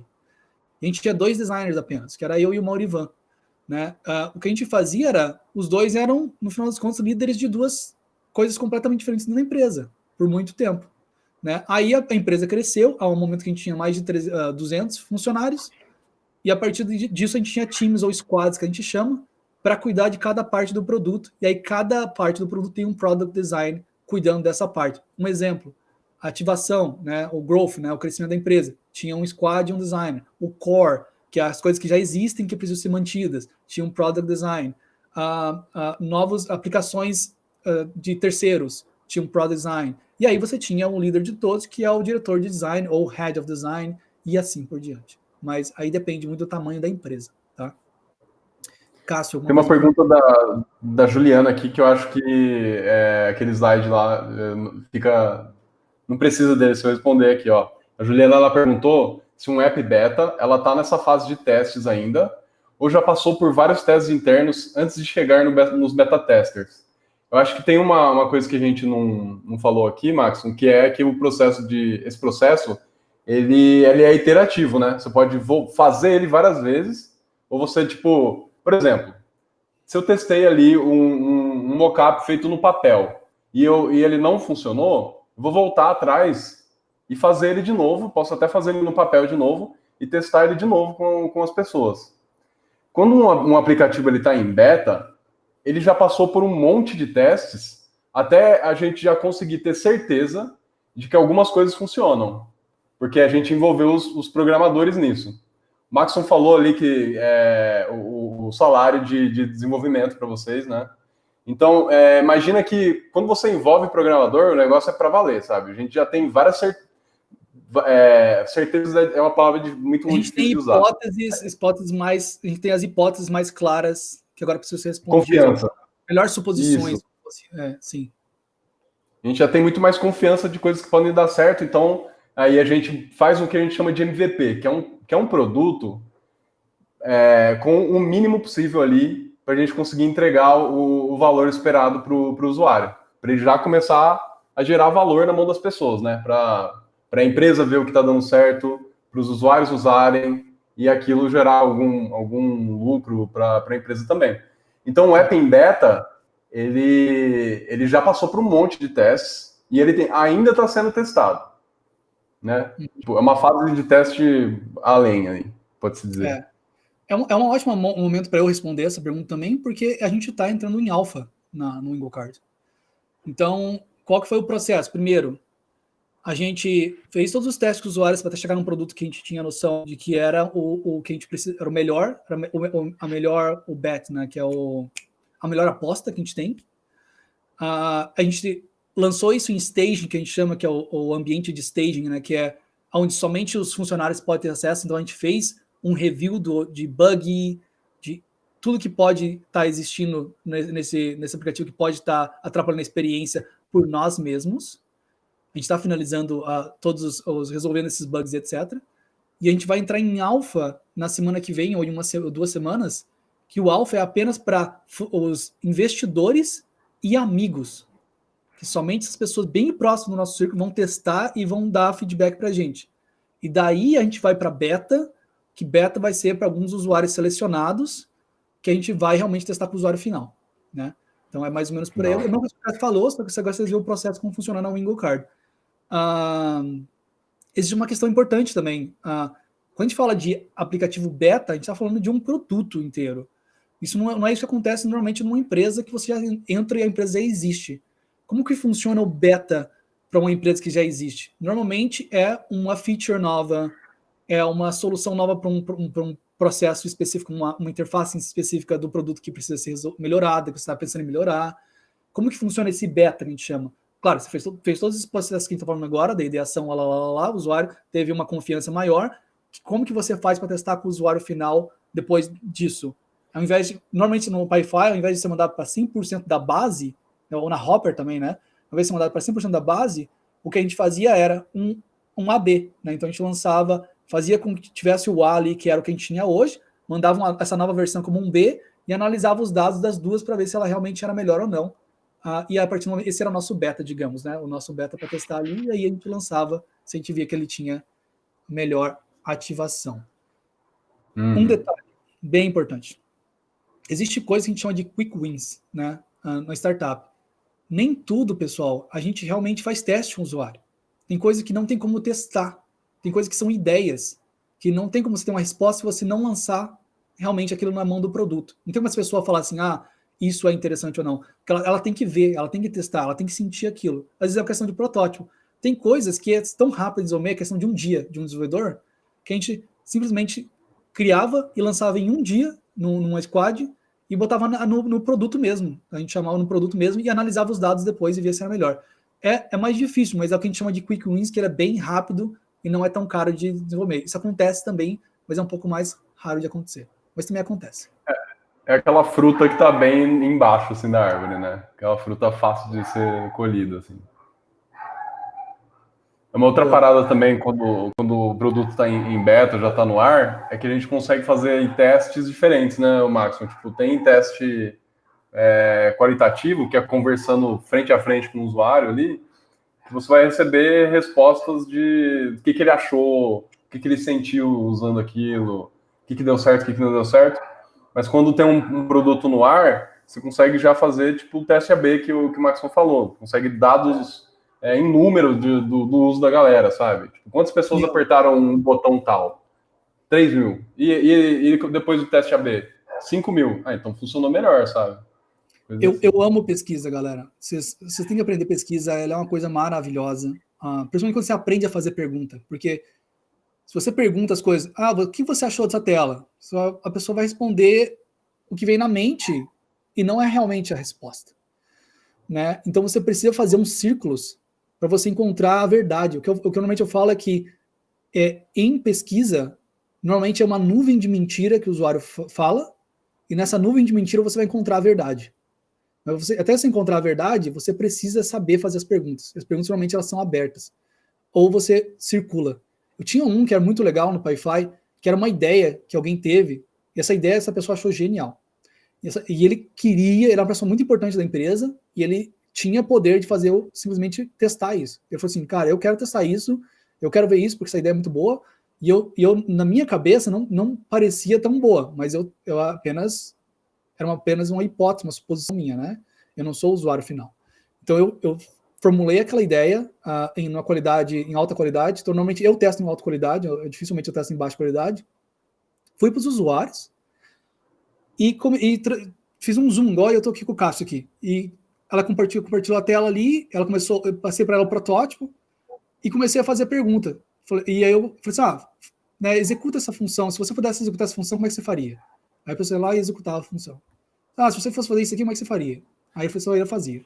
Aí depois eu comecei a perguntar, beleza, você viu que tem essa função aqui na tela? Ela falou assim, vi, tá. Das informações que você tem na tela, quais são as informações que você menos usaria? Quais as informações que você mais usaria? Quais as informações que mais te chamaram a atenção? E etc. E aí eu fiz várias perguntas e eu comecei a ver que esse usuário falava para mim que aquele design lá, aquele que foi oferecido, parecia super legal. Tipo, não, é super legal ter essa informação a mais aqui. Que era uma adição à informação que já existia. É super legal, e etc. Só que, quando eu analisei as ações, eu vi que nenhum deles realmente usou aquilo. Então, assim, as palavras dessas pessoas, elas contradiziam as atitudes delas. Então, por isso que a pesquisa é muito legal, porque é com isso que você consegue ver a verdade. Então, você bota na mão do usuário, e às vezes você perguntar errado, ele vai te dar uma resposta, falando, não, é super legal, não, tua empresa é muito boa, mas no final das contas ele não está nem usando ela, né? Uhum. Beleza. Rafael, não esqueci da pergunta, eu vou responder ela. Não vou pular não. Então vamos lá. Tá com 15 minutos. Então, beleza. A partir do momento que você tem o que o Cássio falou, um protótipo em baixa qualidade, eu acho que a resposta para ele, se ele é baixa qualidade, alta qualidade, ou o que quer que seja, baixa qualidade, pessoal, é quando a interface não necessariamente parece o final, né? Ela parece finalizada. Alta qualidade é quando ela realmente parece muito próxima do que vai ser lançado, se ele der certo. A resposta é sempre baseada assim, qual dos protótipos vai me entregar a melhor, mais confiança? Né? Então, aí com isso você pode escolher entre um e outro. Testar. Você tem tudo na mão, então você entendeu o usuário, empatia. Você definiu qual era o problema a ser respondido, né? Quais são os problemas realmente que você tem que responder. Você fez uma ideação, você fez um brainstorm, você entendeu as ideias, das ideias você conseguiu selecionar a ideia que parecia que você tem mais confiança de seguir para frente. Você agora criou protótipos para testar. Maxon, desculpa, é que a gente deixou de ver a sua tela compartilhada. Só coloca ela de novo, por favor. Claro. Tá, me diga se ela vai ser compartilhada agora. Uhum. Já tô vendo ele carregando aqui. Tá.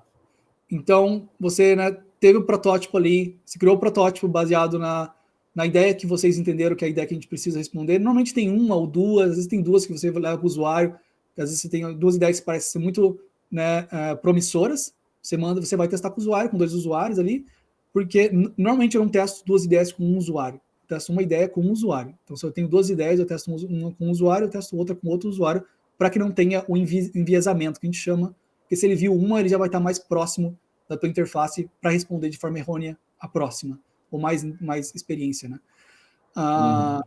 E aí você vai para o testar, que a gente chama.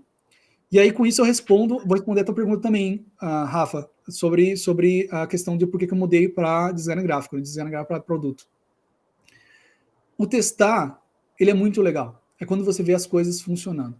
Então, é quando você tem o teu protótipo, você envia para os seus usuários, ou você, né, faz um AB ali, por exemplo, ou você manda um protótipo para o usuário ele vai ter a telinha na cara dele ali, gravando ele, e com isso ele vai...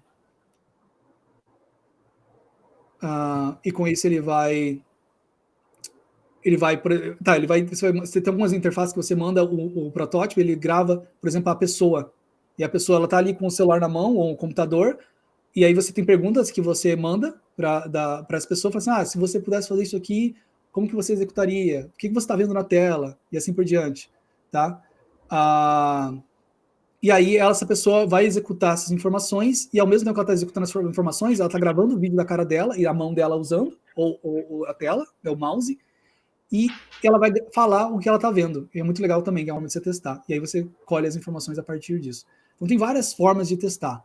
Existe pesquisa, tipo o Typeform, né, da vida, é o Google Form, que é o qualitativo que a gente tem. Tem o user testing, que é o que eu falei agora. Tem ou quando é monitorado ou não. Então, monitorado é quando você está junto. Então, eu chamo a pessoa para uma videoconferência comigo, ela compartilha a tela dela e eu começo a fazer perguntas e estou junto com ela ali. Por exemplo, ou você está numa mesa com a pessoa, né? Você senta com a pessoa do teu lado e fala assim, pô, esse aqui é o que eu queria apresentar para você, blá, blá, blá, blá, né? E assim por diante, você está monitorando. Você tem o Session Recording, que é tipo o Hotjar, que é uma plataforma que faz isso também, que é o que é? Ele grava sessões dos seus usuários. Eu usava muito isso na PyFi. Então, o Hotjar, ele grava, tipo, a pessoa fez o sign-up, né? Ela apertou o botão do sign-up, o Hotjar começa a gravar automaticamente aquela sessão da pessoa até o momento onde eu quero. E ele transforma isso num vídeo. Eu entrava no Hotjar, eu tinha 100 vídeos. Agora imagina, eu tenho 100 vídeos para analisar. Você acha que eu não vou ter a resposta de como essa interface está realmente sendo boa ou não? Então, essa é aquela quando o usuário ele não está pensando em pesquisa. Isso é muito legal, porque ele está agindo naturalmente e você consegue analisar as atitudes. É muito bom você ter insight de novas ideias. O 5 second test, né, que é tipo, você dá um teste que tem 5 segundos para responder, muito legal também. Tem várias formas, estou só falando alguns aqui, mas mais importante do que alguns métodos que você tem é o testar. E esse é o momento mais importante, porque é quando você pegou aquele momento de brainstorming, entendeu qual era a ideia mais interessante, transformar isso num protótipo, você apresenta para as pessoas e as pessoas te voltam com como que elas entenderam aquela função, como elas entenderam aquela interface. Muitas vezes você volta, a partir desse momento você vai ter algumas respostas depois de testar, né? Tem horas que assim, você vai fazer algumas perguntas a partir do momento que você testa. Resultado foi satisfatório, né? Você tem nível de confiança no que você acabou de apresentar para o usuário? Foi um nível de confiança dele falar que ele realmente aquela interface é o que ele precisa, né? Precisa refinar alguma coisa?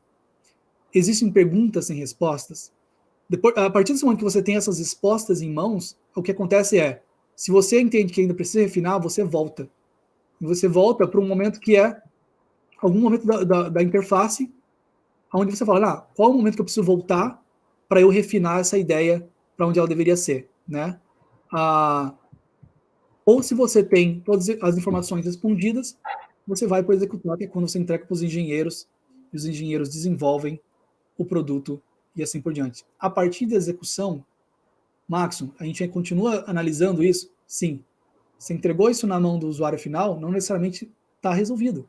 Você vai acompanhar números, ver quantas pessoas realmente estão usando aquilo, você vai confirmar se aquela pesquisa que você fez anteriormente está, né, como eu posso dizer, refletindo a realidade com os usuários agindo de forma natural. Beleza. Por que eu estou dizendo isso? Então, esse foi um momento que eu estava lá, por exemplo, num estúdio de design, né? E eu estava da parte digital junto com outra pessoa. E eu estava criando, né? Eu lembro exatamente desse momento quando eu estava criando um e-commerce para uma menina que trabalhava com moda fashion, né? E a gente criou esse e-commerce que era super legal, tinha uma super ideia ali, um conceito legal de design, etc. E já fazia mais ou menos umas 3 semanas que a gente tinha entregado no ar esse produto. E eu lembro eu perguntando para os fundadores se eu poderia ver o que aconteceu. Assim, pô, essa menina vendeu mais agora? Quantas pessoas agora estão acessando essa loja baseado no que ela tinha antes? Né? As pessoas realmente estão usando o produto dela mais? As pessoas estão fechando a compra, estão indo no checkout? E aí, a resposta que eu tive como designer gráfico, ou né, um design digital, como chamava, né, que é o cara que trabalha com a web, foi, pô, Marcos, essas perguntas a gente não pode responder porque são perguntas relacionadas ao negócio dela e ela não compartilha isso com o estúdio, né? Então, esse foi o motivo que eu movi de design gráfico. Eu fiquei extremamente frustrado que a gente era apenas a cereja do bolo, né? Só entregava a interface, né, fazia as coisas bonitas, mas a gente nunca sabia se realmente aquilo funcionava ou não. Na nossa cabeça a gente achava, não, isso vai ser muito melhor. A gente nunca sabia. Esse é o motivo que eu entrei em design de produto. Porque design de produto, você entende o usuário, você faz todas as etapas que a gente está conversando, a partir do momento que você lança esse produto, você acompanha, você vê real se os usuários gostaram, se os usuários não gostaram, se eles não gostaram, você volta de novo, entende de novo, parte para uma nova ideia e assim por diante. Então, esse é o motivo que eu mudei de design gráfico para design de produto. Cássio, alguma coisa? Não, acho que tá ótimo. Talvez o que possa confundir um pouco é que a gente fala de testar e executar depois, né? Tem alguns testes que eles podem, tipo, você pode continuar acompanhando o usuário depois que o negócio já está no ar, né? E quando ele já está no ar, você consegue fazer testes diferentes, um teste com dados mesmo, de quando aquilo já está no ar ali, já está funcionando, e você consegue ver o que o usuário está fazendo de fato, né? É diferente de, às vezes, um teste ali que não envolveu engenharia. Sim. A Juliana fez a pergunta da ideia do teste cego, né?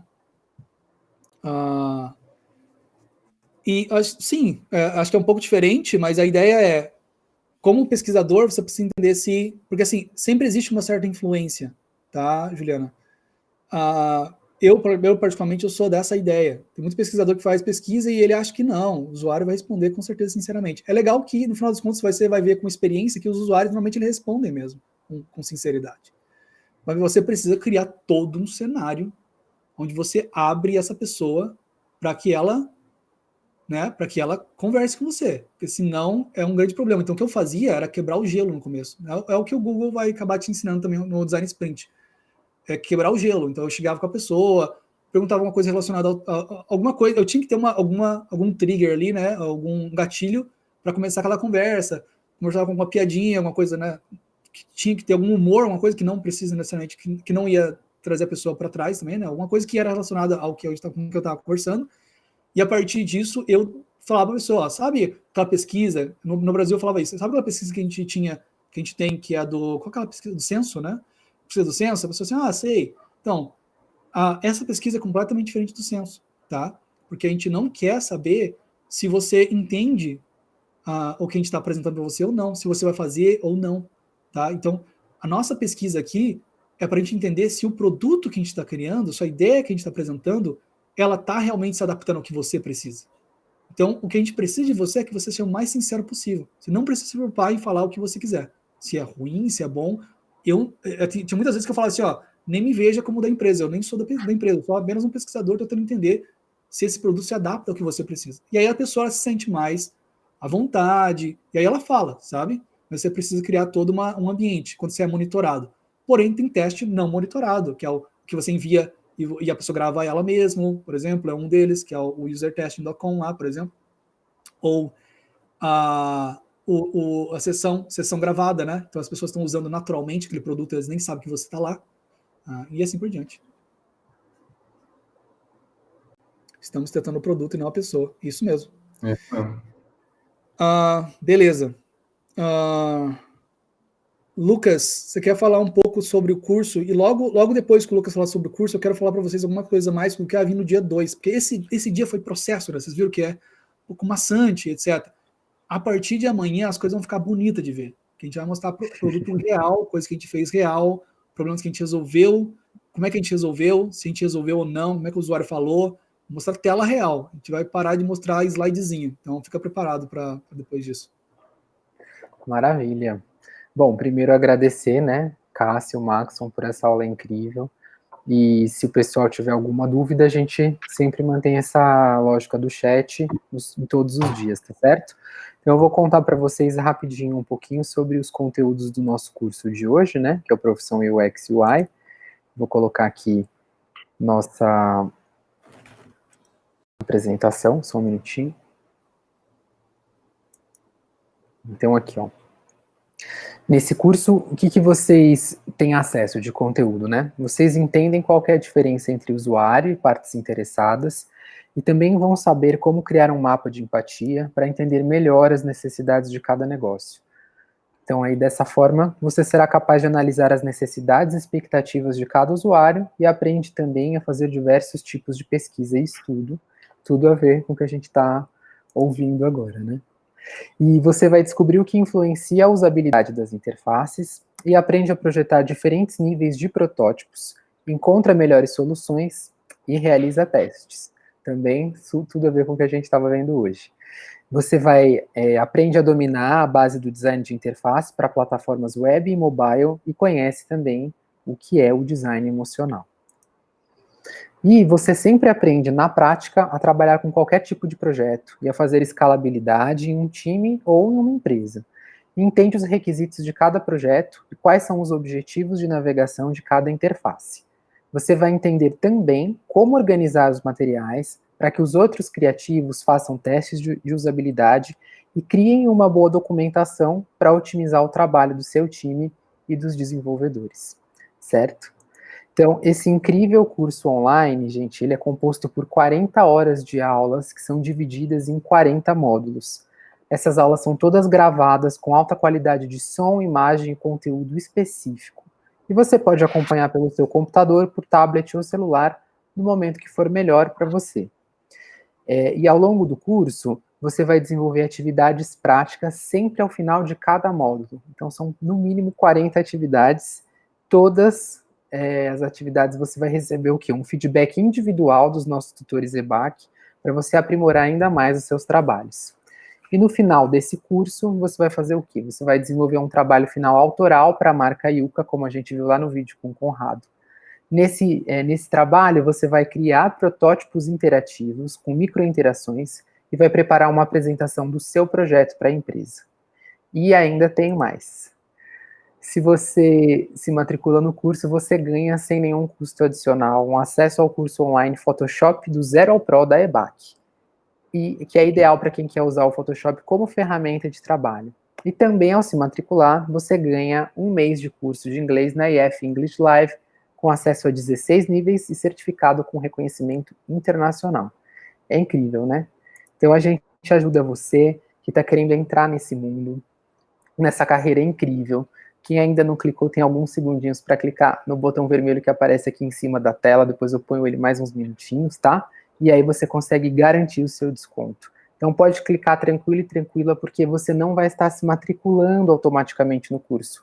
É só uma forma de você garantir essa oferta especial, aí você conversa com a nossa equipe, vê toda a questão de conteúdos, tira suas dúvidas, e aí no fim você toma sua decisão final, tá certo? Mas tem que clicar agora que acabou. Eu vou pôr ele mais um pouquinho daqui a pouco, para quem ainda não conseguiu entrar, tá? E é isso, beleza? Então agora vamos fechar nosso workshop com os nossos professores, e aí eu fecho falando sobre amanhã e quinta-feira, tá certo? Tá bom. Cássio, eu acho que tem uma pergunta que é mais relacionada ao curso de UI UX. Da Juliana, se vocês quiserem responder. Eu vou responder a Juliana no chat, pode ser? Aí vocês podem ir seguindo. Bom, Cássio, eu vou dar só um preview do que vai vir. Você quer falar alguma coisa antes? Manda ver, Max. Manda ver. Tá bom. Bom, pessoal, então, o que a gente vai falar, né? Isso aqui é uma coisa legal que eu não consegui apresentar hoje, mas isso aqui são telas de teste que a gente fez na Hopper. E aqui são os dados, né? Que você consegue ver a versão anterior, a versão nova, teve 15% a mais, por exemplo, de uso, né? É isso que a gente faz como designer, tá, pessoal? A gente vê dados, às vezes, vê como funciona. É bem legal isso. Isso a gente consegue apresentar mais nos cursos aí. O que vai vir, tá? Primeiro, o exercício. Eu peguei um exercício real que eu recebi e eu só traduzi ele ali no tradutor mesmo da vida. Não me lembro de ter revisado completamente o inglês ali, mas acho que está bem certo. E eu estou entregando para vocês ele. Então, esse exercício que vocês vão receber, acho que já receberam, o Lucas vai poder me informar depois aqui, vocês vão receber um link, que é um link do Figma, tá? Esse link do Figma vai abrir isso aqui. No chat, tá, Max? Oi? Vou colocar agora aqui no chat. Tá bom. Esse link do Figma vai abrir uma tela muito parecida com essa daqui. Eu peço para vocês não clicarem agora, tá? Para vocês não perderem a informação que eu tô passando. Vai abrir uma tela como essa daqui, vocês vão conseguir ver, mas vocês não vão conseguir editar. Vai ter um botão em algum momento. O Cássio, você lembra? Acho que é na direita aqui, né? Ou é no meio? É no meio. Ó, apertando essa setinha aí, ó. Essa setinha na frente do EBAC. Aí que você vai conseguir ver duplicate, tá vendo? Tá bom, perfeito. Aí você tem essa opção aqui, pessoal, que é a duplicate, que é o duplicar. Então você criou uma conta já, né, no Figma, então você criou uma conta gratuita. Você clica em duplicar e ele vai duplicar esse arquivo para você, tá? E com isso você tem esse exercício. E o que esse exercício é? Então eu vou passar para vocês bem rápido aqui. A gente tem um aplicativo muito parecido com o Rappi, consegue entregar não só comida, mas qualquer coisa, né? A farmácia, ou mesmo qualquer coisa. Você consegue ir no mercado e assim por diante. E eles têm um desafio, né? Qual que é a questão? Como você imagina promoções? Aí eu coloquei Shop aqui, que é um nome de aplicativo fake, para mudar o nome da empresa real, porque esse aqui é um exercício real. E para dar uma dica, esse aqui é um exercício de Barcelona. Então, o que eles falam aqui alguma das lojas, né, da Shop aqui querem mostrar os seus próprios negócios e promoções em nossa plataforma, pois é uma parte importante da sua lógica de negócios, o que até agora não é compatível com o aplicativo, então não tem. Essas informações normalmente seriam descontos líquidos, vocês leem aqui quais são as promoções, e o que eles normalmente falam? O que a gente quer de você? Isso aqui é para quem aplica para a vaga, né? UX, pesquisa e forneça wireframes de baixa fidelidade, nos mostrando qual seria o fluxo e a arquitetura ideais para os nossos usuários e lojas. Queremos saber o seu raciocínio por trás de cada movimento de decisão. UI. Algumas telas visuais de alta fidelidade, então finais, né? Para nos encantar com o design de interface, definição de componentes e aparência e comportamento da sua proposta. Lembre-se que avaliaremos as suas habilidades de design visual aqui. Então, você vê, né, novamente, as pessoas estão falando de UX, estão falando de UI, automaticamente para uma vaga.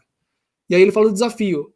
O que precisamos que você pense e defina qual será o lugar certo e mais legal, a maneira mais legal, né, de mostrar as promoções nas lojas do aplicativo, como elas ficariam. As lojas do aplicativo querem visibilidade. Vocês leem aqui e veem quais são os desafios e assim por diante. O que eu estou dando aqui são duas interfaces. Essas aqui são duas interfaces que eu criei para esse exercício. E eu estou dando para vocês. Ela é a referência. Então, digamos, a gente tem duas telas desse aplicativo. A gente tem a homepage do aplicativo aqui. E a gente tem a tela de quando alguém clica, por exemplo, em comida. Ele abre aqui a versão aqui, quais são os tipos de comida que eles têm disponíveis e, por exemplo, um restaurante que ele tem aqui, que é o McDonald's, que deve ser provavelmente uma parceria que ele já tem, né? Como que vocês aplicariam as promoções? Então, pense, por exemplo, temos vários... O que eu vou dar uma dica para vocês já? Com Product Design, uma coisa que você vai pensar né, quais são as variedades que a gente tem nesse aplicativo? Como que eu faço apresentar uma promoção que dê prioridade não somente para mas para todos que estiverem ali dentro? Como é que eu faço para mostrar as promoções e assim por diante? Então, faça as perguntas, tentam trazer como vocês mostrariam as promoções na tela principal e talvez se vocês verem que é necessário, não estou dizendo que tá? Porque é isso que eles vão falar também. Eles não vão falar que é necessário ou não. Eles vão só te dar a tela. Se você achar que é necessário, você traria a tela de promoção para aqui para dentro, quando você clica em comida, por exemplo, né? Então, pense nisso e vocês podem depois enviar esse exercício para a gente, resolvido do jeito que vocês pensam. E no dia 3, eu vou apresentar um verdadeiro meu, e eu e o Cássio, a gente vai escolher 1 ou 2 no máximo, não sei quanto vai ser, dependendo do tempo, e a gente vai conversar sobre os exercícios que vocês mandaram, tá? Na live. Beleza? Então é isso. Isso é bem importante para vocês. Estou dando já no dia 1, para vocês tenham tempo para resolver ele. Dia 2, a gente vai falar sobre outros exercícios reais que a gente teve durante o nosso tempo. E a gente vai falar o que normalmente eles pedem. Quais são os padrões que as empresas internacionais e nacionais estão pedindo quando uma pessoa se aplica para uma vaga. Então, isso vai acontecer amanhã. Ao mesmo tempo, eu e o Cássio, a gente vai falar sobre um problema que a gente resolveu real. Então, por exemplo, eu vou mostrar para vocês esse daqui, da WingoCard. Então, vai ter protótipo amanhã, vou mostrar para vocês um protótipo real que eu criei na WingoCard. Então, como é que a pessoa fez isso aqui e assim por diante. E o que foi esse problema, como é que a gente resolveu e assim por diante. Então, a gente vai mostrar, hoje a gente mostrou o processo, amanhã a gente vai mostrar como a gente realmente navegou pelo processo num projeto real. E aí, no dia 3, eu vou mostrar para vocês um exercício, uma tarefa que eu recebi da HelloFresh de Berlim. Qual foi essa tarefa, qual foi esse exercício e qual foi a solução que eu entreguei para eles. Então, vocês vão ver, vocês vão fazer o de vocês e vou mostrar o que eu fiz, que é um dos que eu fiz para chegar onde eu estou hoje na minha carreira. Então, acho que vai ser super legal, vai ser cruzar informações, o Cássio vai trazer o dele também, e assim por diante, vai ser super visual essas próximas aulas. E eu acho que é isso. Esse é um resumo. Maravilha. Deixa eu só, então, já respondendo a pergunta da Juliana. Gente, agora aqui no chat, entrando, tem o link para o envio do exercício. Esse é o formulário que eu citei no começo do nosso encontro. Nesse formulário já tem o link para você acessar o exercício, tá certo? E é no mesmo formulário que você vai enviar o link e preencher todos os seus dados para que você receba o certificado de participação no workshop, tá certo? Se tiver qualquer dúvida, a gente também pode responder pelo chat. Um link. A pergunta é... link, aí. Se o link está indo para o lugar certo, por favor, Cássio, porque para mim não foi. O formulário? O formulário do exercício. Então, o formulário do exercício está dentro do formulário de emissão de certificado. Está escrito assim, acesse aqui as instruções para realizar a atividade. E aí, você clica nesse link e você vai conseguir abrir essa página do Figma que o Maxon mostrou. Perfeito. Tá certo? Ok. Isso mesmo. Beleza. Tá certo. Tá certo? Alguém tem mais alguma pergunta, alguma questão? Vocês queriam dizer mais alguma coisa? Não, tem uma pergunta ali que é a do Renato, abaixo da data. Eu não sei se eu consigo responder o que seria isso. Não, ele disse que o link está abaixo da data no formulário. Perfeito, obrigado. Isso. Eu só estava ajudando aí, galera. E vai ser sensacional, com certeza. Tô super legal, tô super animado com o que vai vir amanhã aí para todo mundo. Gente, não perde essa chance, né, de ter a visão do Cássio, do Maxon, né, na avaliação e nas dicas desse trabalho que vocês podem desenvolver. Desculpa, Cássio, eu te cortei. Nada, eu só ia agradecer aí a galera que participou, que eu acho que fica muito mais da hora quando vocês participam. O Renato, o José, o Rafael, a Juliana participou bastante aí, muito obrigado, muito da hora. Super legal mesmo. E, galera, isso que vocês estão fazendo aqui é uma parada que, beleza, eu tenho mais de 10 anos na carreira, né, o que me torna um pouquinho velho na carreira, mas eu continuo fazendo isso, tá? Eu fazia isso com uma frequência enorme. Eu tenho mais de 3 mentores, que são pessoas que eu ficava realmente pedindo opinião, mandando exercício, falando assim, o que você acha, né? Qual que é a tua opinião? E assim por diante, né? Então aproveita, sabe? Porque é uma coisa que faz todos nós crescermos. E nós, como designers de produto, que somos seniors, né? O que a gente quer realmente é que todo mundo cresça. Porque é uma área que a gente consegue crescer por a gente mesmo, né? A gente não precisa de ninguém, né? E tem um salário muito bom, um salário super competitivo aí com todo mundo, com advogado. Falando de salário, né? Só a último detalhe, salário no Brasil hoje de um designer de produto sênior, pelo que eu sei, tá entre 10 e 15 mês, tá? Que é essa base que você consegue chegar sem muita dificuldade. Se você for sênior, saber pesquisar, fazer tudo isso, tá numa startup boa, depende muito também da startup que você tá, qual é o nível de responsabilidade que você tem na startup, que é uma coisa muito engraçada, muito, você vai conseguir chegar nesse valor aí como sênior. Tem gente que fica entre 8, 7, que não é um salário ruim também, né? Então, assim, o que eu tô falando é que quem tá em gráfico sabe a diferença, né? Porque a gente tá falando de salário. Então, é uma área que eu gosto muito, eu sou muito apaixonado com o que eu faço, e eu quero que todo mundo que tenha, de alguma forma, o espírito de entrar nisso, eu quero que as pessoas venham mesmo, sabe? Que a gente tem vaga mesmo. E eu não tenho nenhum medo das pessoas tomarem minha vaga. Eu quero que elas venham mesmo, que a gente vai crescer junto, todo mundo. Pô, e útil demais, cara. É uma coisa que não vai envelhecer tão cedo assim. Com certeza. Bom, muito obrigado, então, Cássio, Maxon, a todos e todas que estão aqui com a gente até agora.